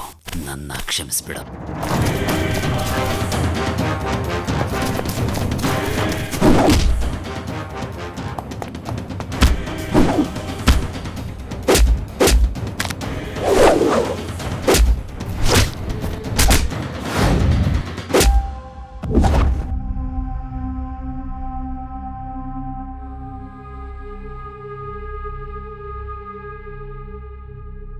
ನೆನಪಿಟ್ಟುಕೋ, ನಿನಗಿಂತ ಬಲವಾದ ಶಕ್ತಿ ನಿನಗೆ ಎದುರಾದಾಗ ನಿನಗೆ ಕೊಟ್ಟಿರುವ ವಸ್ತುಗಳನ್ನು ಉಪಯೋಗಿಸು.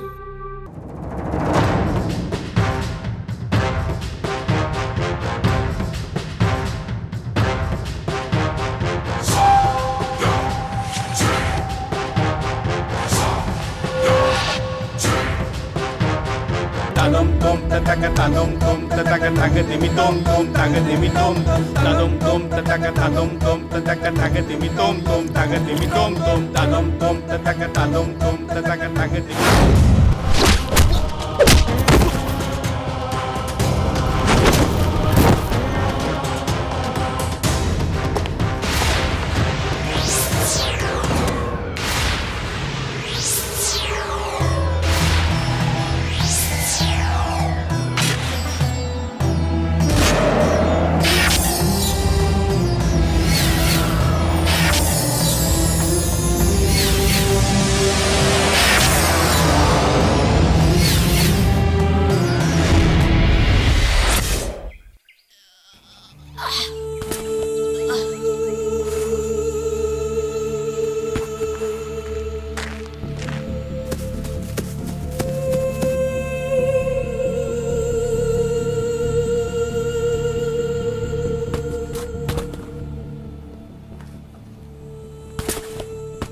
ಜಯ, ಜಯ, ಹೇ ಜಯ, ಜಯ, ಜಯ.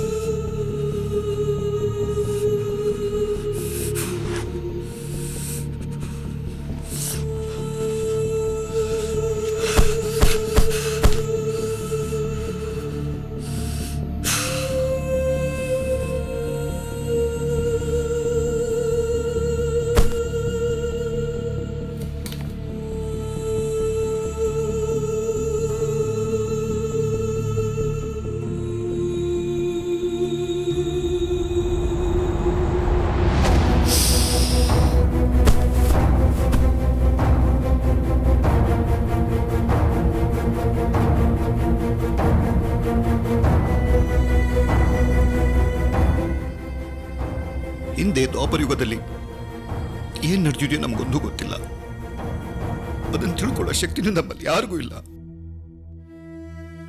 ಇವಳನ್ನ ಹುಡುಕಿ ಇವಳ ಮುಖಾಂತರ ಆ ಗ್ರಂಥವನ್ನು ತೆಗೆಸಿ ರಹಸ್ಯವನ್ನು ಕಂಡು ಹಿಡಿದು ಹೋಮವನ್ನು ಪರಿಪೂರ್ಣವಾಗಿ ನಡೆಯುವ ಹಾಗೆ ನೋಡ್ಕೊಳಕ್ಕೆ ಹೇಳಿದ್ರು. ಇದ್ಯಾವುದು ಸಾಧ್ಯವಾಗಲಿಲ್ಲ. ಈ ವಿಷಯದಲ್ಲಿ ನಾವು ಸೋತ್ಬಿಟ್ವಿ ನಾವು.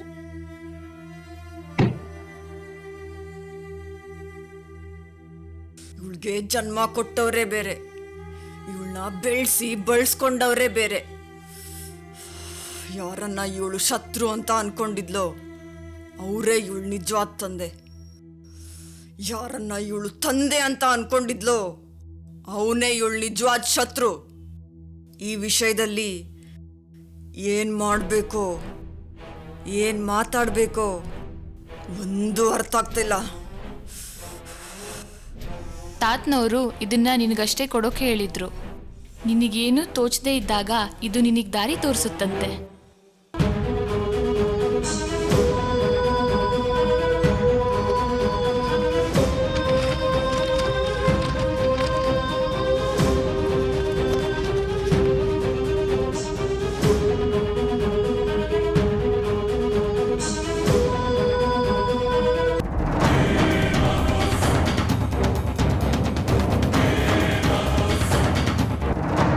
ನಾನಂತೂ ಅಬಲೆಯಲ್ಲ, ನನ್ನೆದುರು ನಿಲ್ಲಂಗಿಲ್ಲ.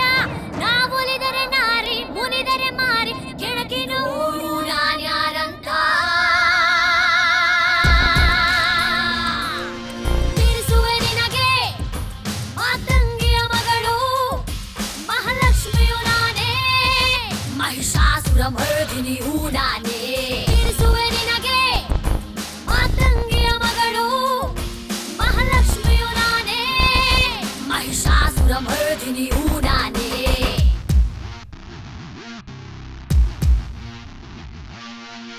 ನಾನಂತೂ ಅಬಲೆಯಲ್ಲ, ನನ್ನೆದುರು ನಿಲ್ಲಂಗಿಲ್ಲ. ನಾವೊಲಿದರೆ ನಾರಿ, ಮುನಿದರೆ ಮಾರಿ, ಕೆಣಕಿ ನೋಡು ನಾನ್ಯಾರಂತ.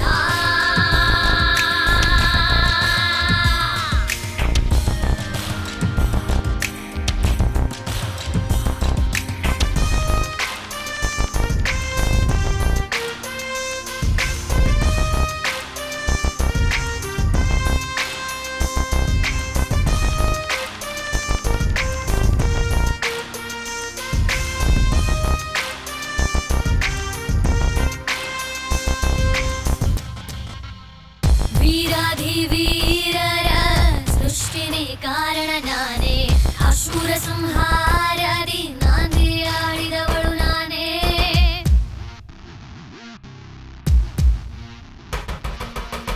ಧೀರಾಧೀಧಿ